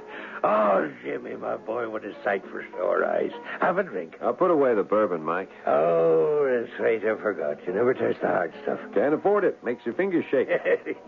A tall glass of seltzer and milk, right? Right. Yes. I'm sorry you had to stay in jail so long. Oh, 4 months ain't too bad. And that detective. Yeah, Ben Price. Well, you knocked out a tooth. Yeah, you shouldn't complain. He gave me a black eye. What a beauty of a fight. A beauty. I meant to ask, why didn't you go along quietly, Jimmy? You always did. I couldn't let him find my tools. Losing those tools would be like losing my arms. Well, Jimmy boy, they're here. Ready for you. Yeah, you couldn't buy a set of those tools for $1,000. Well, I believe it. They're made of the finest imported Swedish steel. Every drill, every punch, jimmy, clamp, auger, plus those little novelties I invented myself. They're the envy of the profession. Why, Sully himself said he'd give you $2,000 anytime you wanted to sell. I wouldn't sell them to Sully for $2 million. Why not? Because I don't like him.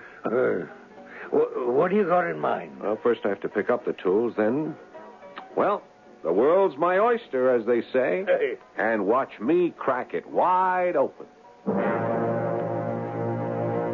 And that's what he did. In the early evenings, say 7, 8 o'clock, he would crack open oysters at the finest restaurants in the country. And in the early morning, say 1 or 2 a.m., he'd crack open safes in some of the best guarded banks in the country. Jimmy always needed that challenge. Now, he mentioned the name Ben Price just before and identified him as a detective. Ben worked for one of the largest insurance companies in the world. I tell you, it's Valentine, Mr. Powell. Valentine? It has to be. Dandy Jimmy Valentine.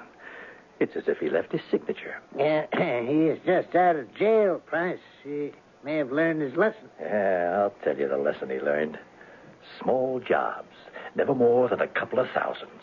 Small bills, no silver, no securities. Nothing you can trace. It doesn't seem possible.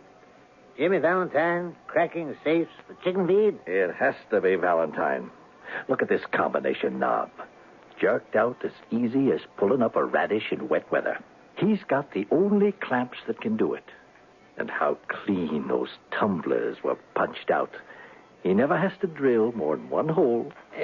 Supposing it is Valentine. No supposing. He's my man. And how do you propose to get him? I'll get him. And he'll do his full bit. I'll chase him the length and breadth of these here entire United States. Can you get him, Price? This time, can you get him? And make it stick? I've got to get him. After all, he owes me a tooth. Of course, Jimmy wasn't privy to this particular conversation, but he did know that the thief catchers had been roused against him, especially Ben Price. But Jimmy depended on his luck. Long jumps, quick getaways, a taste for good society. Oh, he was a hard man to find. Well, on this particular afternoon, Jimmy got off the train at a town called Elmore, somewhere in the blackjack country of Arkansas. Elmore, of course, had a bank, an interesting bank. And so Jimmy, looking like a nice young traveling salesman, walked down the sidewalk and turned into the hotel. Anyone here? Hello? All right, I hear you. No peace, no quiet, no rest here below. Well, sir, what can I do for you? I was thinking of engaging a room. Engage in? Well, all right. Private bath? Yeah. We don't have one. Bath is down the hall. I'll take it. Without even asking how much? Well, you look like a fair and a reasonable woman. Stop pulling Agatha's hair! Them two should have been born boys, more blame trouble. A room's $1 a day. Fine. I'll get Boy to carry up your bags. Jefferson? No, thanks. The bags are sort of heavy. Just as well. He's probably off sleeping somewheres anyhow. Mind signing the register? Oh, certainly. Ralph D. Spencer. Hey, we got some Spencers over at Frog Holler. Would you be kin? No, not that I know of. Just as well. Wouldn't let you have the room if you were. It's the most shiftless, no-account tribe. Well, Mercy's my name. Magnolia Sue Mercy. Agatha! You quit trying to choke my Ellen! You planning to stay with us long? Well, that depends. On what? On the situation. Well, supper's served at 6 o'clock. Fried chicken, yams, black-eyed peas, greens, apple pie, and ice cream and coffee. Only 25 cents a day extra. Save you a place at the table? Well, I've always been a spendthrift. I'll have the drumsticks. That's 10 cents extra. Agatha! Don't you dare hit me, Ellen, on the head with that hammer! Once Jimmy had settled in at Mrs. Mercy's hotel, he decided to have a leisurely stroll down to the bank. Preparation. Painstaking, advanced preparation. That was the story of Jimmy Valentine's success. No general ever planned a military campaign more carefully. And so, bold as brass, Jimmy walked into the bank and asked to see the president. The president was a tall, stout, rather bald party, who greeted Jimmy like a long-lost brother. Sit down, sir. Have a chair. Thank you, sir. Adams is the name. Rudolph Gustavus Adams. Very much your service, Mr. Spencer, Ralph D. Spencer. Oh, how may I serve you, Mr. Spencer? First National Farmers and Merchants Bank of Elmore is at your disposal. Mr. Adams, I'm thinking of making a deposit in your bank. A rather substantial deposit. Oh, well, Mr. Spencer, let me assure you... $5,000. 5,000. I hope it's not too much. Mr. Adams, I assure you, First National Farmers and Merchants Bank of Elmore has a host of substantial depositors. I'm glad to hear that. Yes. We're a most conservative institution. I am concerned with your physical safety. Physical safety? Yes. Do you have a strong, secure, and burglar-proof vault? Oh, we do. We do indeed. There isn't one to be found like it in old southern Arkansas. I have a fear. A deathly fear of burglars. Oh, rid yourself of that fear at once. I wish I could. Yeah, come, let me show you our vault. Oh, no, I wouldn't want to put you to all that trouble. Trouble? Well, since when is setting the customer's mind at rest trouble? You must inspect the vault. This handle here activates the solid steel bolt. Only one bolt. Oh. Protection is adequate. It's more than adequate. Well, I was just kind of... Is there a time lock? Yes. A time lock? Well, like I say, I don't really know much about it, but I've heard of bank vaults that had time locks. Oh, that's window dressing. Doesn't mean a thing. Oh, yes, I'm sure you're right, sir. Of course I'm right. And I'd bet my life on this vault. Did you ever hear of a fella called Jimmy Valentine? Jimmy Valentine? No, I don't believe I ever did. You never heard of Jimmy Valentine? No. Who's he supposed to be? He's only supposed to be the most famous safecracker in these United States of America. Oh. I'm willing to wager that even the great Jimmy Valentine himself would find it impossible to break into this here vault.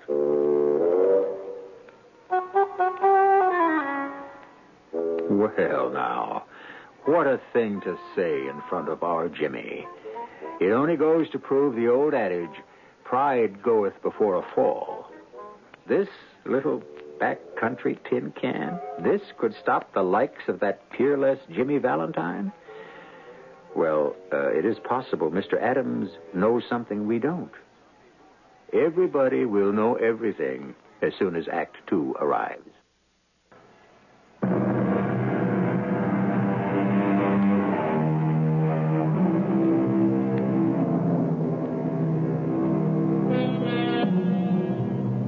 Dandy dapper Jimmy Valentine, the most celebrated safecracker of the age, is, as we say, casing a bank in Elmore, Arkansas.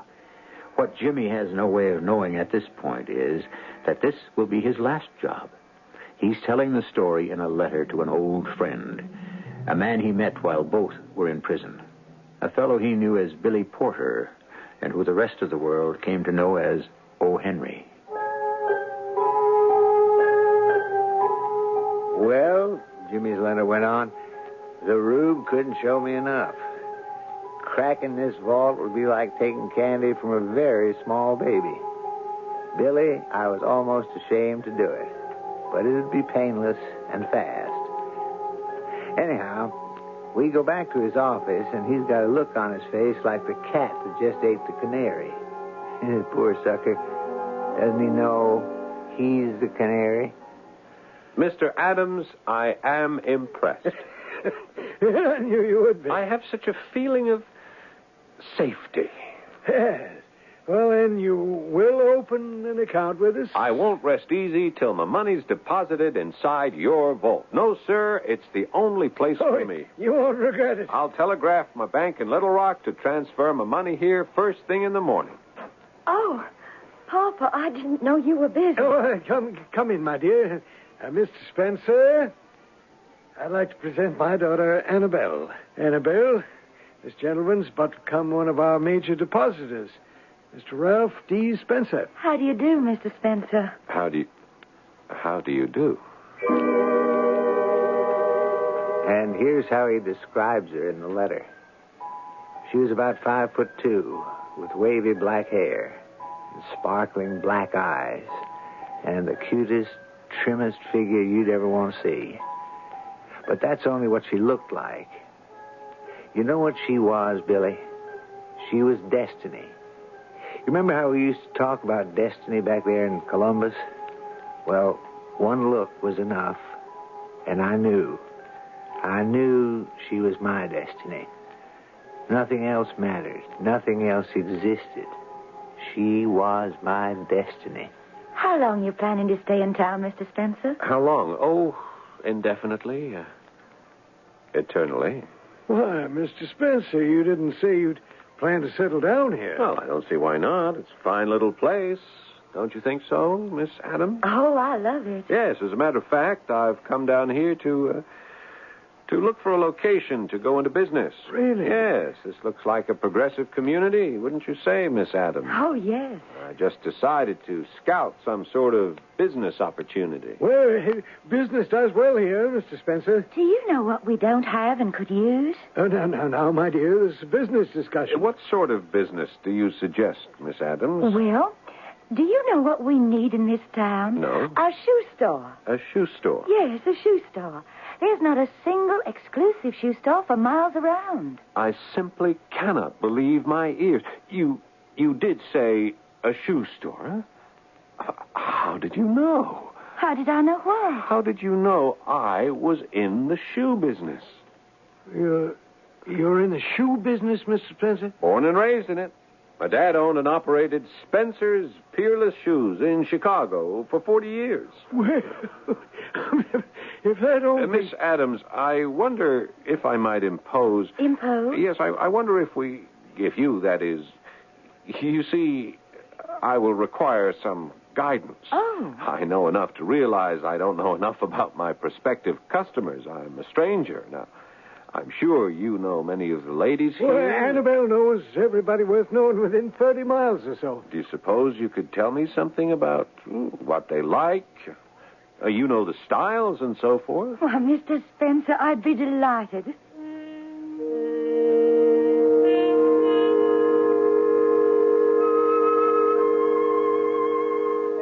Now, let me see if I remember. Miss Brown likes a high heel. Mrs. Dawson is partial to... Mr. Spencer. Yes? There's no need to carry this charade further. Charade? You, Mr. Spencer, are a fraud. Why do you say that? A cheerful fraud and a charming fraud, but a fraud. How can you say that? You don't know anything about the shoe business, do you? No. Then why did you say so? I wanted an excuse to get you alone. For what purpose? Miss Adams, I intend to marry you. Oh, we just met. Well, that's a good answer. What do you mean? It's better than a lot of other answers, like impossible, or I happen to be engaged, or I wouldn't marry you if you were the last man on earth. Nothing's impossible, and I happen not to be engaged.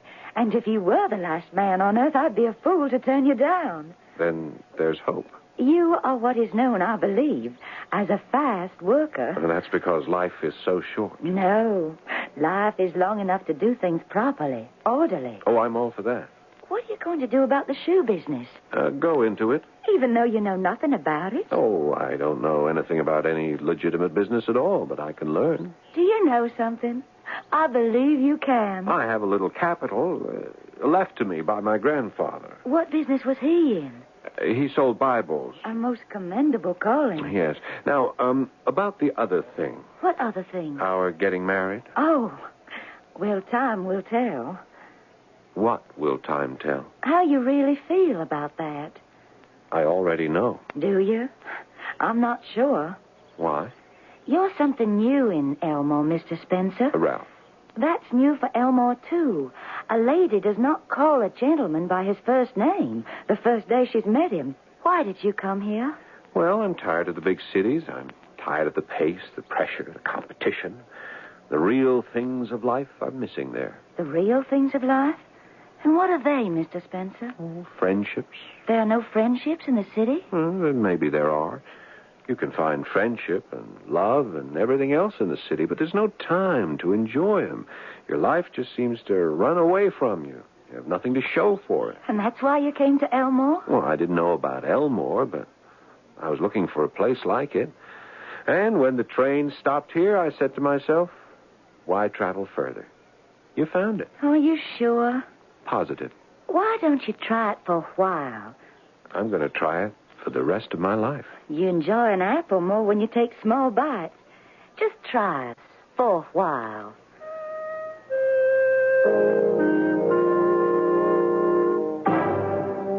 Well, Billy, his letter continued. I did have the $5,000, and the next day I put it in the bank.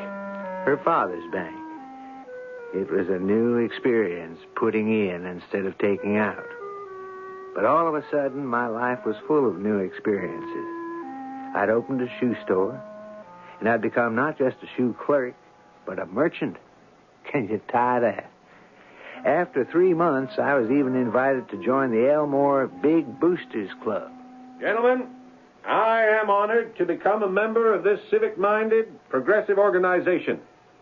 What appeals to me most is the fact that the Big Boosters act like big brothers to youngsters who need advice and guidance and can therefore be saved from entering a life of crime.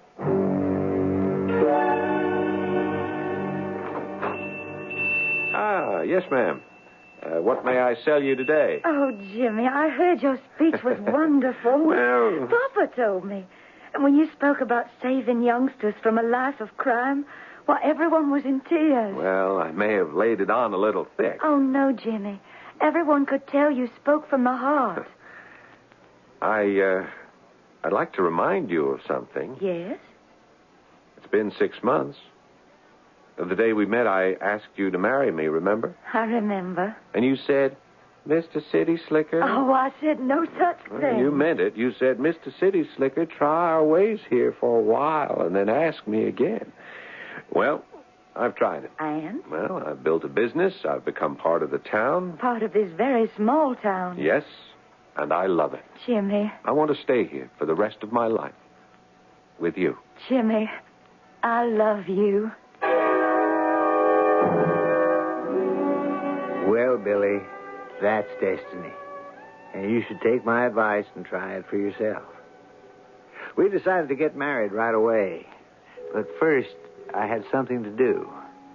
I had one little loose end to tie off. One link with the past that had to be broken. So I made a telephone call to an old friend. Hello? Mike, it's Jimmy. Jimmy, my boy. Yeah, you all right? Fine, Mike, fine. I was worried. Haven't heard or read a word about you in 6 months. Everything's fine. You sure? Yeah, Mike, I want to give you my tools. Jimmy, why? I quit the business. You quit the business? Oh, no. Tell me the sun quit shining and the rain quit falling, but don't tell Mike, me... I got a nice little store. You got a store? A little shoe store. Oh, no, Jimmy. And next week I'm going to marry the finest girl on earth. She's an angel, Mike. She loves me. Jimmy Valentine, married. The only life, Mike, is the straight one. I wouldn't touch a dollar of another man's money for $1 million. Jimmy, is this you? Mike, you're the only real friend in the whole world. Be here next Sunday. Where? It's a little town called Elmore, Arkansas. I want you to stand up for me. Will you do it, Mike? Well, sure. Great. Now, I'll make you a present of the tools. I should drop them in the river, but I can't. Oh, Jimmy, consider what you're doing. I've considered it.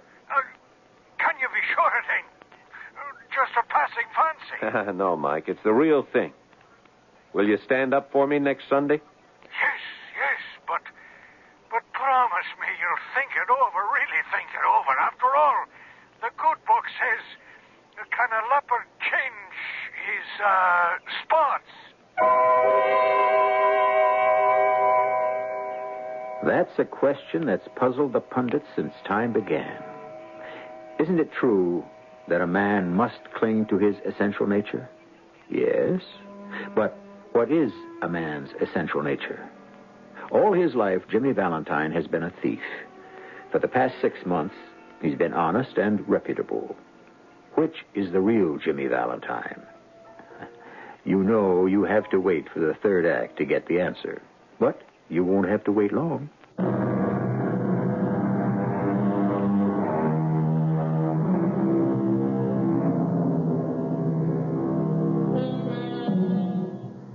Change of heart, change of plan, change of life.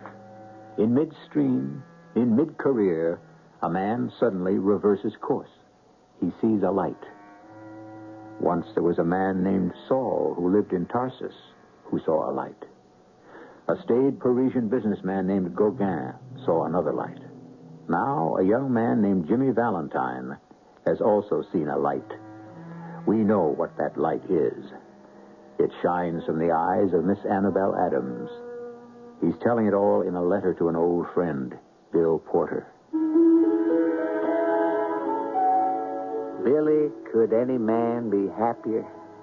Did any man have the right to be so happy? My wedding day was less than a week off. Soon it'd be Sunday.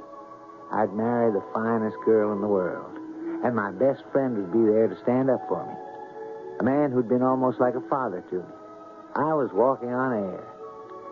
Let's see. It was Thursday morning, and I was about to leave my boarding house for the store. Good morning, Mrs. Mercy. Well, you look happy enough for a man who's about to take the deep plunge into the unknown. I'm so happy even you can't spoil it for me. Morning, Ralph. Ralph. Oh, Mr. Adams, good morning. Morning, Mr. Adams. Mrs. Mercy, what a weekend is going to be for the Adams family. Sunday, my beautiful Annabelle gets married to the finest gentleman in the state of Arkansas, Mr. Ralph D. Spencer here. And Saturday, go ahead. Somebody asked me what happens on Saturday. What happens on Saturday? Only the best kept secret in town. That's what happens on Saturday. Ah. Well, what is the best kept secret in town, Mr. Adams? The only fitting and proper that you should ask, Ralph, my boy, since you're the man responsible. Me? Think back, Ralph. Think back. The very first day you walked into the bank, you said you wanted to inspect the vault. Yes, I remember. Well, sir, then and there, I could have died of shame. Why? Looked like a good, strong vault. Oh, to you, because you knew nothing about them. But I sold you a bill of goods. You did? Yeah, Ralph, my boy, that vault, that little sardine can of a vault. Oh, now, Mr. Adams. I even bragged about how to keep out Jimmy Valentine himself. Well, it could. You're saying it to make me feel good. Well, I realize that you and all my customers deserve something better. Oh, really, Mr. Adams? And it's being installed right now. A new vault. A brand new vault. The latest, the strongest, the most burglar-proof vault in the whole world. We'll be ready on Saturday. And the whole town's invited to inspect it. We'll serve punch and cookies. Will you come, Mrs. Mercy? And perhaps it'll inspire you to open an account with us. Say you'll come. Well, I'll come for the punch and cookies. I can't promise anything else. I never read a letter that was so filled with sunshine. And I was so happy for Jimmy. But that was Thursday. Something was going on that night that Jimmy was completely unaware of. Something that threatened to destroy the beautiful picture he saw as the rest of his life. Jimmy didn't know about it till much later, but at that moment, some 500 miles away, a friend of his best friend who owned a saloon, was behind his bar as usual. Hello, Mike. Hey, do I know you? Yeah, but that's not the question. Well, what's the question? Do you want to get to know me better? Where's all this going? The penitentiary. You're headed there now. Oh, I am? What have I done? What have you done? Well, let's see. You're a receiver of stolen goods. Who says so? A lot of people. Mostly a friend of yours, Sully. Sully? We have evidence. Testimony. Enough to fill a whole encyclopedia. Well, what if you do? I think it'll add up to 20 years. You're 46 now. Oh, you'll get out at 66. Old, broken, good for nothing. On the other hand, I may not be going anywhere. All I have to do is make a telephone call. Why don't you? I think I will. You deserve to be put in your place. Then I'll treat you to a drink or kick you out of here. Would you like to bet? On what? Give me 2627. That it doesn't answer. That'll be the day. It sure will. Is it ringing? Yes, it's ringing. You still haven't taken the bet. I don't blame you. Well, Mike, why don't you hang up? He's not there. Who's not there? Big John, your connection into the governor's office. What are you talking about? He's just been arrested, Big John. We've got him cold. You can't arrest Big John. Why not? The governor would never stand for it. Ordinarily. But the governor's been told he'll be allowed to finish his term if he keeps his hands off and retires from public life after his term is over. Next month. The governor... It was decided to avoid a scandal. Well, Mike... What do you want? I want Jimmy Valentine. I don't know where he is. If you don't know, you don't know. So you'll just do your full 20 years like a gentleman. I'm not a squealer. All right. I understand that. We've got to start someplace. 7 years. Now listen, boy. Here's what you can expect.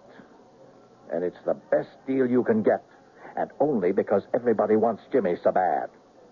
5 years. Not a minute less. 5. That's a dirty business. Sure. He's like my kid brother. Abel was Cain's kid brother. Now, look. He'll never know. Well, that's life, I guess. So where do I find him, Mike? Saturday was a beautiful day, and the whole town was in a festive mood. Everybody was crowded into the bank, laughing and talking and marveling at the great new fantastic bank vault. And so, ladies and gentlemen, there's nothing like it this side of Little Rock. This massive stainless steel door is fastened into place by 3, now count them, 1, 2, 3 solid steel bolts, which are thrown into place by this single handle. The crowning feature is this lock, this patented time lock. Only time can unlock this door once it's shut. You set her, and I'm going to now set her for 9 o'clock Monday morning. And a half hour from now, we close the bank for the day. We'll close the door. And no one, I repeat, absolutely no one will be able to open her again till 9 o'clock Monday morning. Oh, Ralph, I'm so happy. And look at Papa. It's such a wonderful day for him. Yes, there are going to be wonderful days for everybody. Hello, Mr. Spencer. Do I know you? Of course. Don't you remember me? I'm the fellow with the missing front tooth. Could we talk in private? Would you excuse us, Miss? Of course. Well, Jimmy, how do you want to do it? I don't know what you're talking about. Big John's out of the picture. The governor's in a straitjacket. This time, you'll get a fair trial. Now, listen, Price. And the burglar tools. That'll be the icing on the cake. You'll have to find them. We'll find them, Jimmy. We'll turn the town upside down. Never. Not where I hit him. You're not grinning so strong now, are you, Price? Okay, go ahead, arrest me. But you don't have a thing to take to trial, and you know it. I'll find those tools. Ah, come on, Price. I know the law as well as you do. You just can't find them. You have to prove they're mine. You have to find them in my possession. I didn't wait this long and come this far to fail now. Okay, Price. If you'll excuse me. What is it? What happened? Open the vault. What happened? Agatha, she pushed little Mayellen into the vault and turned the handle. No. My baby is inside. Agatha pushed her in. Open it. No, wait a minute, everybody. I can't open it. It can't be open till 9 o'clock Monday morning. Oh, she'll die, my precious darling. She'll die. Oh, my goodness. Oh, do something. There isn't anyone who can do anything. The lock, it won't open till 9 o'clock Monday morning. It won't open. There isn't enough air in there. She'll die. Please, I don't know what to do. Ralph?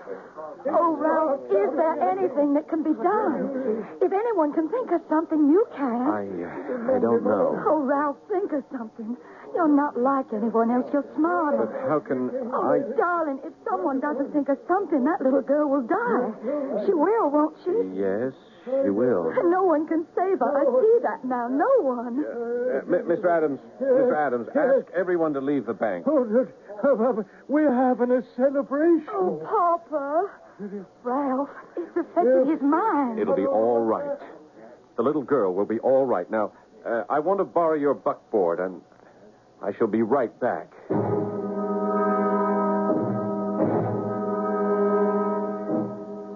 What he did, he went to the secret hiding place. He returned with the hidden bag of burglar tools. There was a crowd outside the bank. I will need a gentleman to assist me. You, sir. I'll be happy to. Well, come with me, then.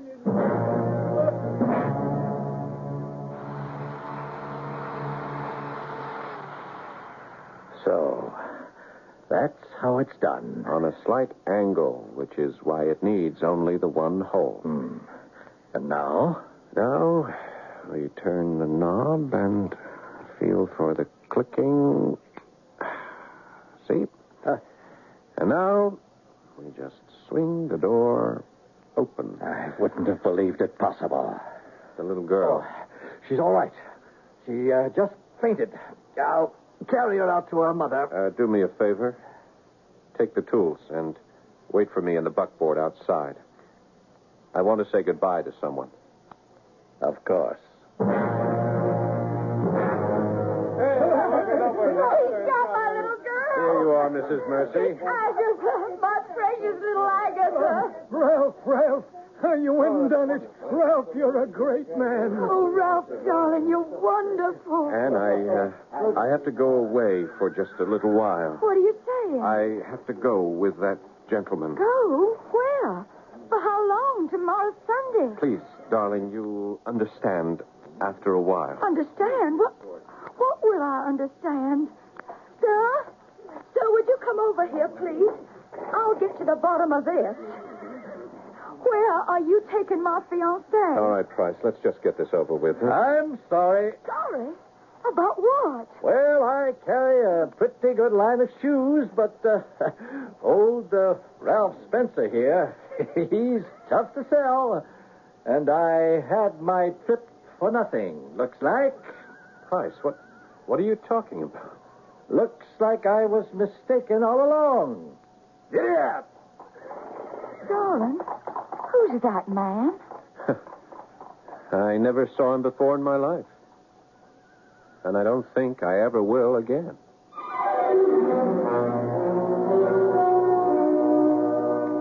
And he didn't, because Detective Ben Price wasn't going to travel all the way back to Elmore, Arkansas to buy a pair of shoes. Now, don't you travel even so much as an inch, because I intend to return in just a few short minutes.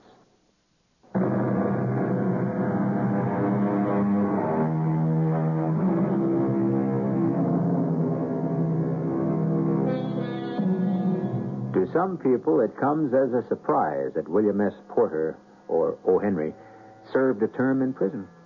Well, actually, he didn't really deserve it.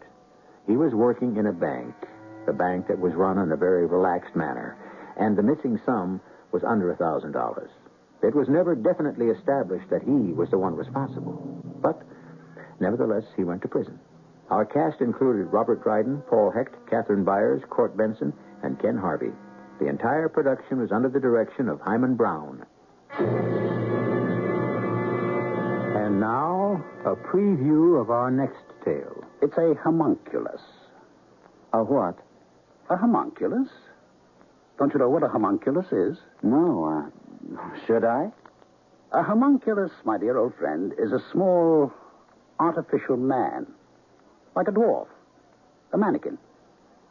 But made by man. The creation of a homunculus is as old as alchemy. It's an ancient art. And this is what you're working on? Creating a homunculus? Of course. Only my homunculus will be possessed of magic powers. This little man, I think he will be no more than 2 feet tall, perhaps less. But he will have the power to rule the world, which is precisely what I intend he should do. This is E.G. Marshall inviting you to return to our Mystery Theater for another adventure in the macabre. Until next time, pleasant dreams.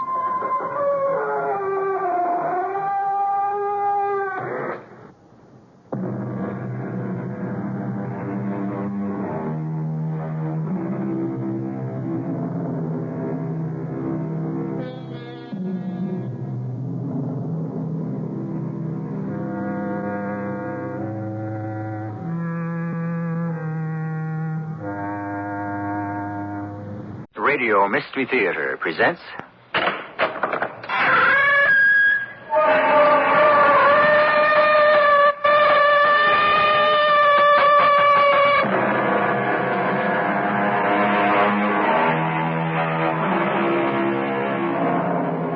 Come in.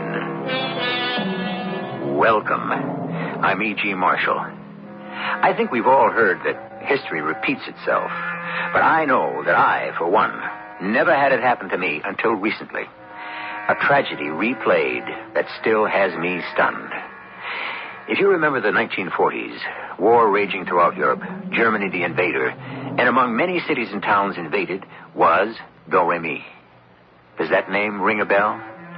Keep listening, for the bell will soon toll, undeniably loud and sorrowfully clear. Lieutenant, how is the prisoner this morning? She refused to eat. Is she in pain? Not a flicker of an eyelash would betray it. She is as brave as an Aryan. There is a ring of spies here, and that girl is the courier. The American we shot has delivered something to her. What?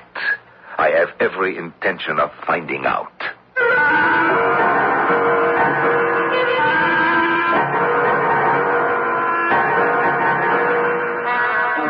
Our mystery drama, The Voices, was written especially for the Mystery Theater by G. Frederick Lewis and stars Norman Rose and Amanda Plummer. I shall return shortly with Act One.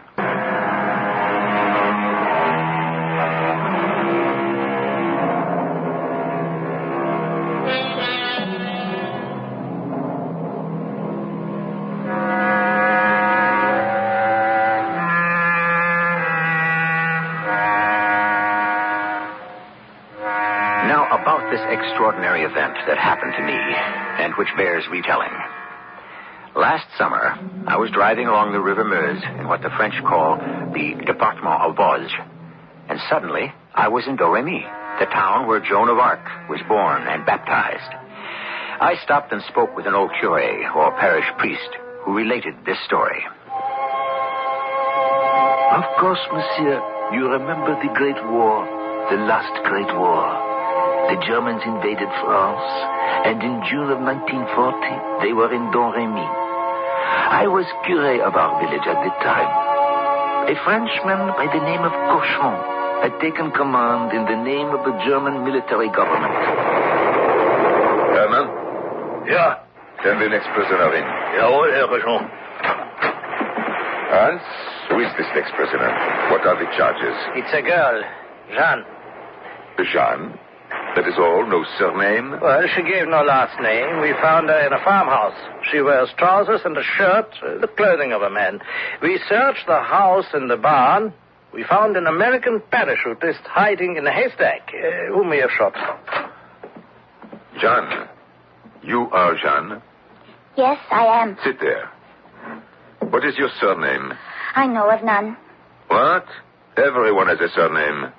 I know only I am Jean. Who are you? My surname is Cochon. You will call me Sir. I am authorized by the arm of occupation to interrogate all French citizens who have disobeyed the edict of June 1940. You are French, sir? I am French. And you are in the pay of the Nazis? I will ask the questions and you will answer. A collaborationist! Sit down. Tie that girl to the chair. I pity you, Herr Cochon. May the Lord have mercy on your soul. Cochon, not cochon. The prisoner is tied securely, sir. What is your father's name, girl? Jacques, sir. Where is he? Also hiding under a haystack? My father joined the French army. Then he is probably deserted or is dead. Your mother's name? Isabelle Romay. Any brothers, sisters? I have a sister, Catherine. But you won't get her. She has died. I have 3 brothers, Jacquemin, Pierre, and Jean. They are at the front. You were hiding an enemy soldier in your farmhouse. What other enemies are hidden in other farmhouses around here? You will have to ask the Lord. I act only for him. Oh, you do you? How old are you, Jean? I am 19 years. Where are you from? Here, Doremi de Greux. We know that Doremi is a nest of those who would aid the enemy. We are conducting a house-to-house search, and anyone who is suspect will be taken out and shot. Now, you could make it much easier for yourself if you tell us who and where. I might even recommend clemency if you help us. I will do as I am instructed by the Lord, Herr Cochon. Do not make me angry. I told you my name is Cochon. I know what you are up to calling me Cochon, so it sounds like a pig. And to you, ma petite folle, I am Monsieur Cochon, not Herr. I am not German, I am French. Do you know that I could have you shot in 1 minute? Yes, I am your prisoner. To get back to the Lord. He instructs you, you say, Has this only been since the war? No. Since I was 13, when I received a revelation by a voice that instructed me how to behave. At 13, John, you heard a voice, I was very afraid then. I was in my father's garden, and the voice came from my right, the direction of our church, Notre-Dame de Doremi. How interesting. You are wearing men's clothes. Does the voice tell you to do that? Yes. Why do you suppose it tells you that? Why would you need to disguise yourself as a man? I don't know. To help the enemy? I don't think so. You, Herr Cochon, are the enemy. The voices tell me I should not help you. Do the voices tell you that is the quickest way to death? Hans, I do not think Mademoiselle Jean believes I am in earnest when I tell her to confess those who are helping the Americans and the English. Would you be good enough to take one of the young lady's hands and bend it behind her back as far as it will go? Perhaps before it breaks, she will be convinced. May I ask, before I am tortured, that I am permitted to say the act of contrition to my curé? Have him brought here. I should not have thought the intercession of a priest necessary, since you are on speaking terms with the Lord himself. I came to Jeanne, and she made her confession, the contents of which, of course, I cannot reveal to you. As I absolved her of sin, I was struck then, as I still am today, by a peculiar sensation. Had this not happened 550 years ago to another Jean, also born in Doremi, and who faced interrogators at this very spot? I have tried force with the prisoner, but She maintains she has nothing to add to her testimony, that she is alone in her acts, that no one conspires with her. Lieutenant, how did she appear to you today? Well, she refused to eat anything. Her arm? Bound up. Is she in pain? No, not a flicker of an eyelash would betray it. She is as brave as an Aryan. There is a ring of spies somewhere in Lorraine, and I am convinced Doremi is the center. The American landed here to deliver something to the underground. Well, he had no papers on him whatsoever. Bien entendu, of course not. The girl had already disposed of them. Have her come back here, and I'll get on with the inquiry. Monsieur, don't you think she is a bit simple-minded? Now, all this nonsense about voices and lights? Well, I did not hear her say anything about lights. Is that what she told you? No, I do not believe she's the idiot she pretends. Her eyes are too clever. Have her in. Jean, I shall not have you tied to that chair today. I see that your arm is bound and in splints. You must understand I do not willingly cause you pain. You force it upon me. Yesterday you gave us to understand no one in Doremi or anywhere else conspires with you. And now perhaps today you remember it differently. I have nothing to add. We have sworn evidence that you are a courier for the French underground. Courier, what is that? Do you deny that you have carried messages from Doremi to Paris, the contents of which are to sabotage the German offensive? Whatever I have done has been at the bidding of the Holy Voices. Ah, sir. Young woman, this is the 20th century. There are no voices other than human. You have withstood some pain by refusing to tell us who is in this plot with you. However... There are voices. I tell you, there are. Enfin, let us try another way. Are you not aware it is against the state to harbor an enemy? I know it is against France to kill her friends. Silence. The American parachutist found hiding on your farm. Now, what was he doing there? I don't know. I saw him only when he was taken to the barn to be shot. Where are the others? What others? The other parachutists. I know of none. Do you think the voices have abandoned you now that you have been captured and may die? No. Do you believe they will rescue you? I don't know. Lieutenant Stoyer, you apprehended the prisoner. Do you, perhaps, have a question? Son, the night we took you prisoner and led you outside to witness the execution of the American parachutist, you cried out, "Speak to me. Speak to me. I do not see the lights." Now, what did you mean? It does not matter. How many other peasant plotters and adventurers are in this with you? Nobody. Nobody. That is not what I meant. What did you mean then?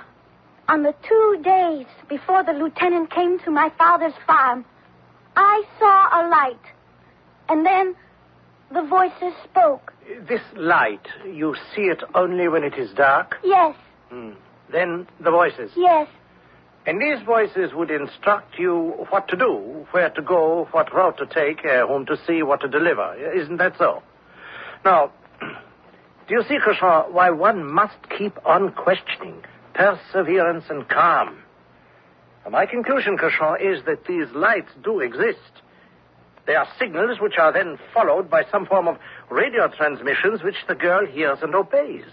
Tomorrow, we shall go over every inch of that farm, and I should be greatly surprised if we do not find a shortwave receiver. Herman, take her away. Do not bother to send me food to myself. I shall not eat it. Are you trying to hasten your death? That will happen at the Lord's pleasure. I do not believe one word. I do not believe your inspiration is from heaven. But I do believe that you are pretending to be witless. You know exactly what you are doing, and you will be made to suffer, my girl, a great deal, until you tell us what we wish to know. I pity you, both. Satan has many victories, but only among the godless. It is he, not Germany, who rules you. Take the girl away. Every time I saw this John, I would remember the John of 550 years ago. Both girls were 19, both the same name, both heard voices, saw lights, and in each case the inquisitor was from Rouen, and his name was Cochon. The following day, more questions, I'm ridicule. Continue, Jean. You also hear the voice of this Michel, n'est-ce pas?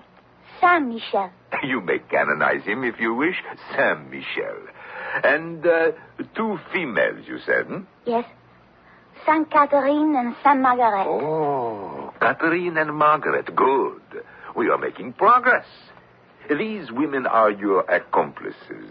Isn't that so?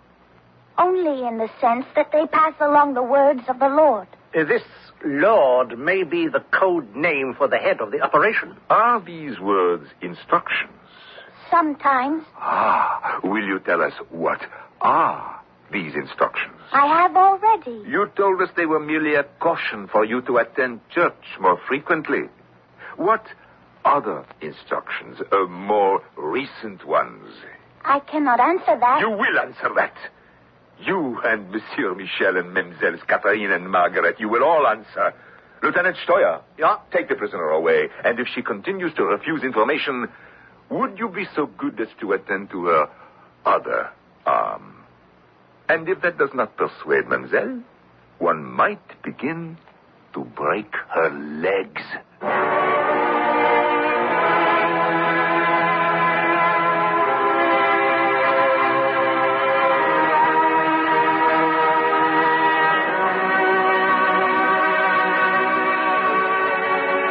As my parish acquaintance, the curé, told me, it was not surprising that while France was occupied by the Germans, that few would believe a farm girl who saw lights and heard voices. To the German invaders, there was only one reasonable explanation. Jean of Domremy was a partisan, and as such, had to be dealt with quickly and totally. I shall return shortly with Act 2.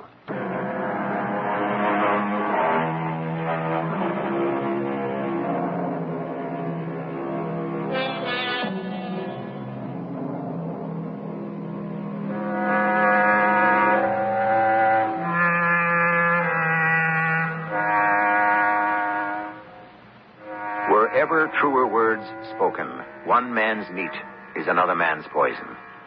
Back in the days of Joan of Arc, the English thought she was a witch. The French regarded her a saint. 5 centuries later, the Germans believed this Jean of Domremy a spy. Jean, if you are wearying of these many interrogations, I assure you we are not. Today I am asking Lieutenant Hans Steuer to read to you the official document that spells out the terms of your death. Lieutenant. By virtue of the authority vested in me by the Führer and the Supreme Commander of the Armed Forces, I hereby order as follows. Any person who hides or shelters enemy soldiers or prisoners of war who have escaped shall be subject to the death penalty. The Chief of the Military Administration in France. Hiding enemy soldiers. Is that... Do you have anything to say? The American flyer you shot. Is it he I am being accused of hiding? Oui, ma petite. Your American sabotage agent. I know nothing about him. Only that you say he was American. When he was taken and shot, I fell to my knees and prayed to the Virgin Mary to receive his soul. That may be. To come back to the point, we've asked you repeatedly about a trip that you made to Paris. I have received certain information here which I hope will recall an incident at Notre Dame to you. We know that you went to Paris to deliver messages for the FFI. What is that? Oh, now, come along. You know, it's the resistance. And the place where the drop was, where the messages were to be left, was Notre Dame. We know that. And we know you were there. I went to Notre Dame to pray. Is that all? The baby. What about the baby? Prayers were being said for a baby which had died 3 days after it was born. We know that. And that you persuaded the parents to let you hold the deceased infant. Now, we are not accusing you of its death, but we want to know about the papers you placed in the baby's garment. You are all mad. Would you care to tell us your version, Jean? I happened to be there at the time. The mother and father brought the deceased baby to Notre Dame to be baptized. But it was too late. I asked to join in the prayers to Our Lady. There was no life in the child. I held it and prayed. And suddenly, the little one yawned 3 times color returned to its cheeks. And quickly, the priest baptized it, and then its life was gone. We are wasting our time. I believe none of this. Jean, to whom did you pray to revive this infant from death? To the angels, I always pray to. Those whose voices I hear. Cauchon, can we dismiss this girl? I'd like to talk to you privately. Oh, yes. Herman, guard. Sir, remove the prisoner. Where are you taking me? Not to be shot, ma petite, not yet. You may go. Ah, Lieutenant, what did you wish to tell me? I suggest that torture is not the means to extract the information. That girl, torture will produce nothing. She is like a wild thing. Now, have you noticed? She herself has been neutralized. Now, what harm can she do in our custody? I want her to lead us to this Michelle and the two women, Catherine and Margaret. Yes, of course, but so do I. What better way is there but to imprison the Jeanne in some secure place from which she can see a small piece of the world outside, but she is as helpless as a caged bird. Ah, oui. I understand. That is Nazi psychology. Yes, exactly. She punishes herself. Now, is there such a place, not an ordinary prison or jail, a place apart? And from which she could never be rescued. I wonder... You have an idea? Yes, I wonder. Have you seen the old castle of Beaurevoir? Is that the 13th century fortress in the field? It has a deep moat. The walls are strong. But best of all, for our purposes, it has a tower 70 feet high. Beaurevoir it is. There is a room at the top of the tower. Perfect.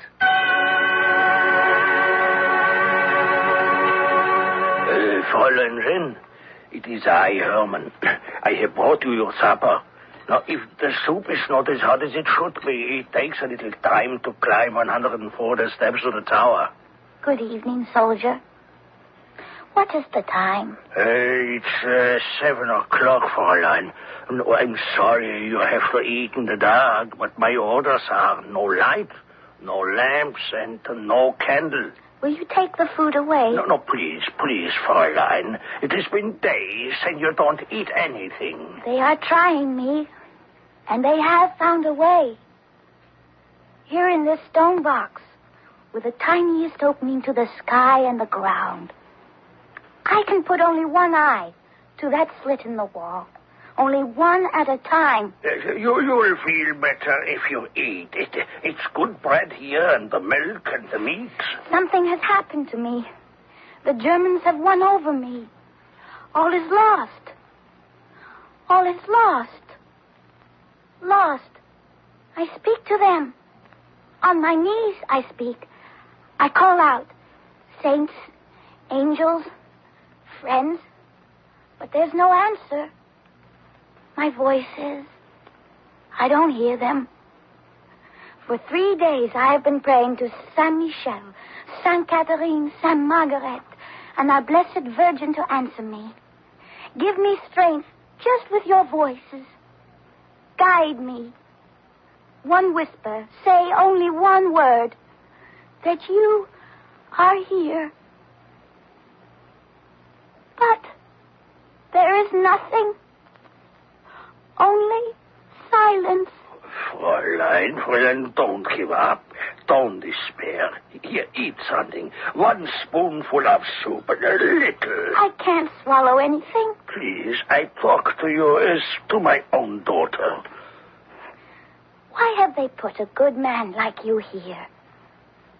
Is it a trap? No, I think it is wrong to spend so much time fighting a war against a 19-year-old girl. But they pull the strings in Berlin, and we jump. Can you keep a secret? Yes? Here, I turn on my flashlight. Now, look in that corner, Fräulein. You see, that ladder attached to the wall, it leads up to the roof. Now, if you climb up and push away, there, you see that wooden cover, there is a roof, and you can walk around and feel more free. Just climb up? Yes, no one can see you. The parapet is too high. No one will know. To walk about and be under the sky? I can kneel and pray. And up there, perhaps the voices will find me. Then you will see the birds and the life below in the fields. At least for a little time. They are going to kill me, aren't they? I have done nothing. They don't believe you. Do you believe me? I don't have to believe you.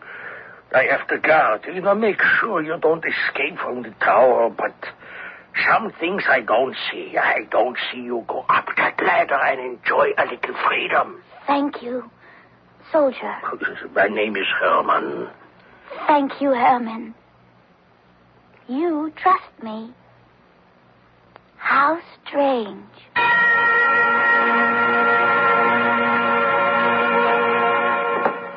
You can't sleep here? I see you can't either. Yes, that girl, that Jeanne. Could it be that there is someone so innocent, so pure? Of course not. We will break her, Hans. There was a complaint today from Berlin. All over France, the aerial engine and machine tool works they're not doing well enough. Outside Domremy is the largest machine tool factory in France. I will go see the manager in the morning. Oh, here they come. American or British? What is your guess? Well, they never get close enough to tell. I wonder which way they are heading. They're dropping bombs here. In the shelter. Hurry.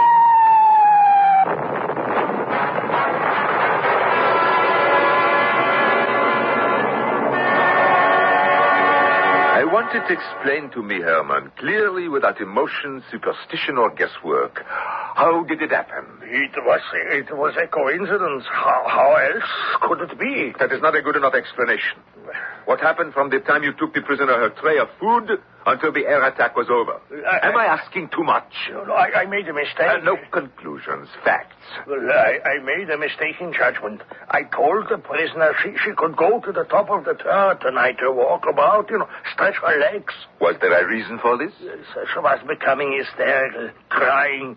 Locked up in that stone tower with only a very small window 2 inches across to see out of. It did not occur to you there was a reason why we placed her in that tower? Yes, because it was a safe place from which she could not escape or be rescued. Did you accompany the prisoner to this roof? No, sir, I stayed below, but she could not get past me. Oh, you stayed below. For how long? Until I smelled fire coming from the fields. Then I climbed the ladder and I saw her. What was she doing? She was praying. How did you know that? Well, she was on her knees and I could hear her. Then she looked straight up into the sky. And when she did this, I could see. Suddenly, one of the haystacks started to burn. And then another and another. How long did you permit the prisoner to signal her accomplices in this manner? Sir, she wasn't signaling. I can swear to that. Just... every time she lifted her face, another haystack caught fire. And then? I could see the bombers coming. I dragged her back down the ladder to the tower room, just in time, too. I was mistaken about her. I was beginning to believe... Herman, the facts are, the enemy sent over a bomber squadron. They spotted the burning haystacks, which led them directly to the machine tool factory outside of Domremy. Well, I didn't know there was such a factory. Not anymore. A burned-out shell. We did not know. They knew. But I don't see how that girl could have had anything to do with this. You have no more answers for me? But, sir, I told you all I know. All right, then let us see what she has to say. You wish me to go to the tower and fetch her? If you do not mind, Herman, I would not want to trouble you. This may be the last service you perform in that uniform. No, I am going, sir. I'll bring her here directly.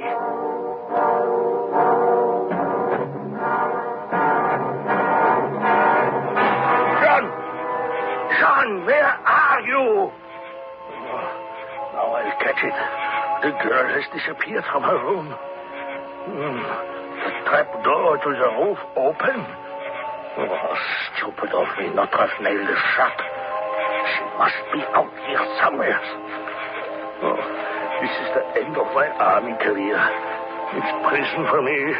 I'll never see Dusseldorf again. Who's that? That's her, Jeanne. Yes? Jeanne, your face is all blood. Oh, Jeanne. I jumped. From up there? The roof? 70 feet? I have sinned. The voices told me not to jump, but I had to. Why did you do it? I would rather give my soul to the Lord than remain in the hands of the enemy.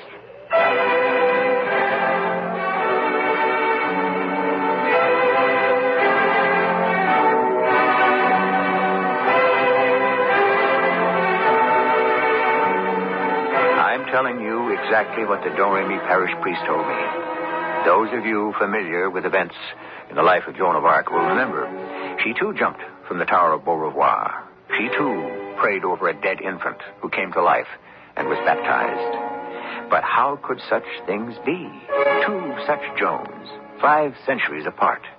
I shall return shortly with the rest of the Cure's story and Act 3.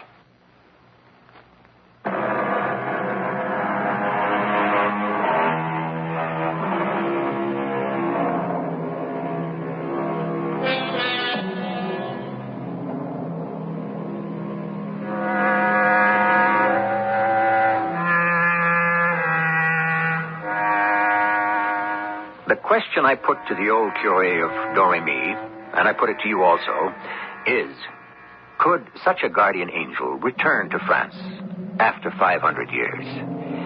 I, for one, could not believe it. Even so, the parish priest would not let me go until he had finished the account of the 19-year-old who fought against the military occupation the only way she knew how. Pierre, why do you find it so impossible to believe this girl Jeanne is not imbued with the Holy Spirit, that she is not pretending? I am a realist, Hans. She is either demented or faking. You seek a rational explanation? She has 3 accomplices we know of. Like all French children, she has learned all about Jeanne d'Arc years ago. How she admitted at the trial praying to Saint Michel and Saints Catherine and Margaret. But today there are no saints. Those are code names. Did you check the town records, her birth certificate? There is none. I do not know where this Jeanne comes from. But 19 years ago, no Jeanne was born here. All entirely fictitious. Well, perhaps they had a fire. Your records get destroyed. Yes, possibly. But she's trying to make us think there is some connection between her and our great saint. How can you be so positive? It is not possible, Hans, by the furthest stretch of the imagination or the longest arm of coincidence, for the girl's mother to have the identical name of Joan of Arc's mother, Isabelle Romay, for her father's name to be Jacques, and the children Jacquemin, Jean-Pierre, and the voices of the same saints, Michel, Catherine, Margaret. It is all a code for partisans, a network of the resistance, and sooner or later we must find them. You don't believe, then, that the haystack started to burn as she prayed? A girl gives a signal. Haystacks burn, bombers arrive, factory totally destroyed. Well, I am not so sure. Well, then you explain it, then. You stopped my hand when I said I'd wring it out of her. No, you said, that is not the way. Pierre, we also have facts. We have gone over that farmhouse and the fields around 12 times. There is nothing hidden, no transmitters, no receivers, nothing to connect that girl with the French underground. Nothing except the American flyer you found. And we have done nothing to stop it happening again. Except to drive her to attempt suicide. 70-foot drop. For the present, a blessing. She's out of the way. The miracle is that girl could fall at that distance and survive. Well, I'm glad you said miracle. At least you admit to such a possibility. Lieutenant Steuer, a telegram for you from Berlin. Thank you, Hermann. You may close the door behind you. Pierre, I've been ordered back to Berlin. When will you be back here? I don't know. Now, one request I make for you. Let the girl go. Who knows? It may take months before she's healed, and by that time... I do not understand you. She has been punished enough. I have the impression, Pierre, you personally feel you must pursue this child, 19 years, to the very end, or you will not be satisfied. You must like being made a fool of. She poses as an ignorant peasant girl, but you know that she is aiding our enemy. I do not know that. And she has not made a fool of us. Now, before I go and pack, you must know something else. Up to now, we have jointly administered this region. Now you will be alone. However, I have kept one matter from you. I could not break the girl's arms. I simply could not. I bound them up as if I had done what we threatened to. Why, Hans? I cannot explain it. Something prevented me. I could not hurt her like that.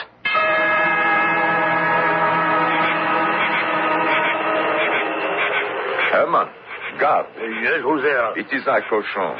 Herr Cochon. I didn't expect you this evening. Just making the rounds. How is the prisoner tonight? Very ill. She's feverish. The nuns from the Domremy hospital came to see her today. They gave her some medicine to lower the fever. By whose order? It was the lieutenant's final order before he left for Berlin. The nuns are taking her to the hospital tomorrow to be x-rayed. I forbid it. She is not to be moved. But, sir, I don't see what difference is it to you. To me, no difference. None whatsoever. What happens to her, I could not care less. Only the principle of it.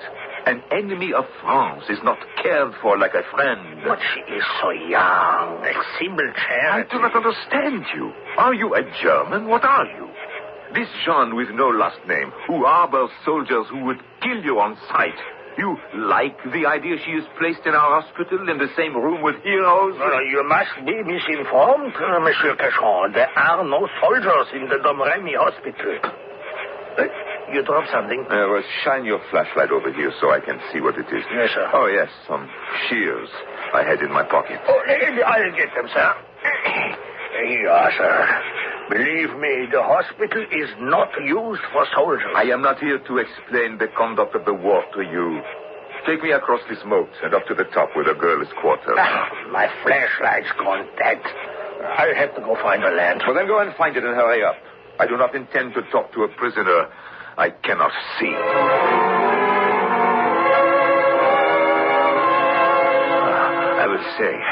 I will say, one has to be in good physical shape to climb up all these steps.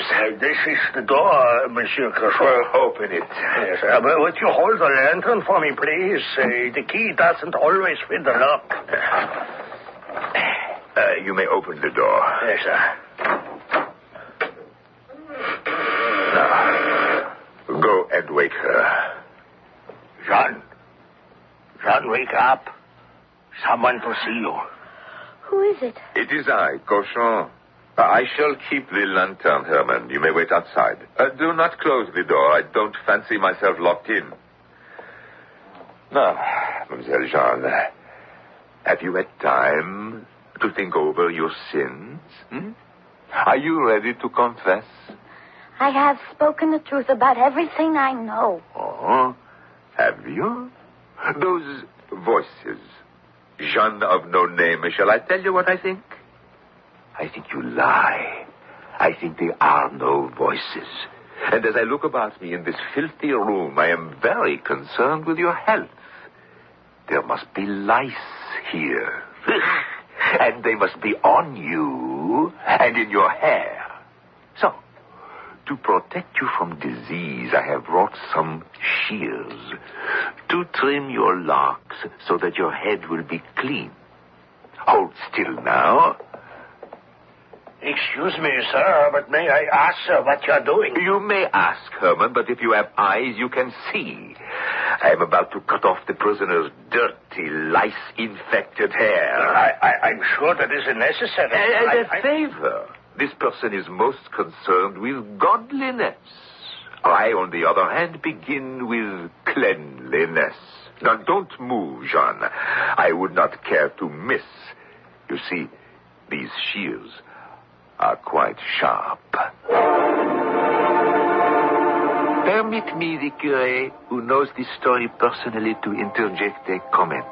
For reasons I have not been able to explain to myself to this day, that French collaborationist Pierre Cochon appeared to take a sadistic delight in tormenting the 19-year-old Jeanne. The following midnight, weak as she was, he had her brought to his house. It was the night of another air raid. Your friends, Jean, are overhead. Are you ready yet to name those with whom you are in league? No more lies, please. I've told you the truth. About yourself as well. Why do you pattern what you say after Jeanne d'Arc? Her parents, her beliefs, her saints, the voices who told her what to do. I do not understand the reason. You accuse me of fabricating a family with the same names as our beloved saints. And did I steal your name also from the history books, Pierre Cochon? What do you mean? Pierre Cochon, the Bishop of Beauvais.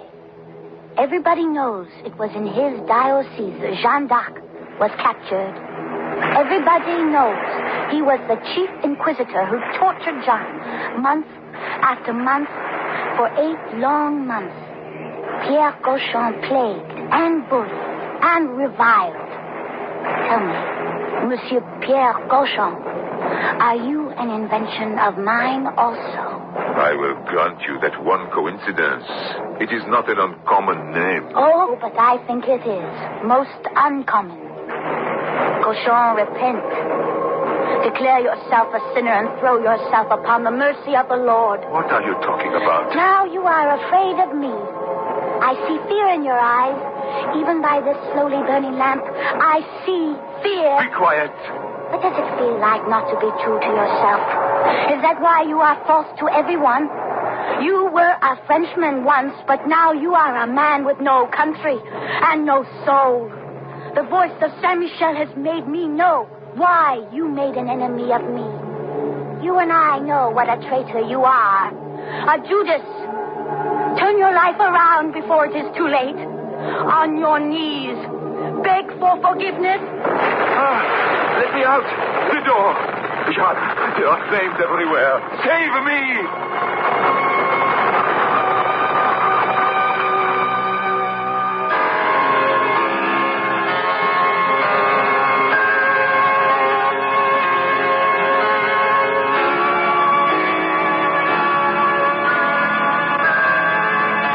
History's Joan of Arc burned alive at the stake.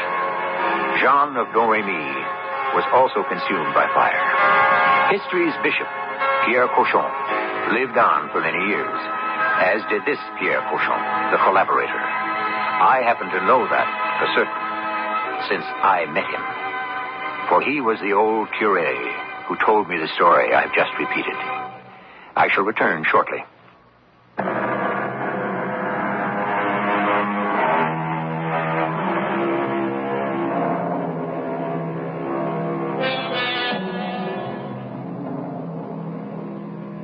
History cannot tell us, nor does it know, whether heavenly voices actually did lead Joan of Arc to defeat the enemies of France. Or was it purely her imagination? On the other hand, what is imagination but man's capacity for inspiration? Couldn't you also say imagination is a kind of divine ecstasy, giving us the ability to come closer to the angels? Our cast included Norman Rose, Amanda Plummer, and Earl Hammond. The entire production was under the direction of Hyman Brown. This is E.G. Marshall inviting you to return to our Mystery Theater for another adventure in the macabre. Until next time, pleasant dreams.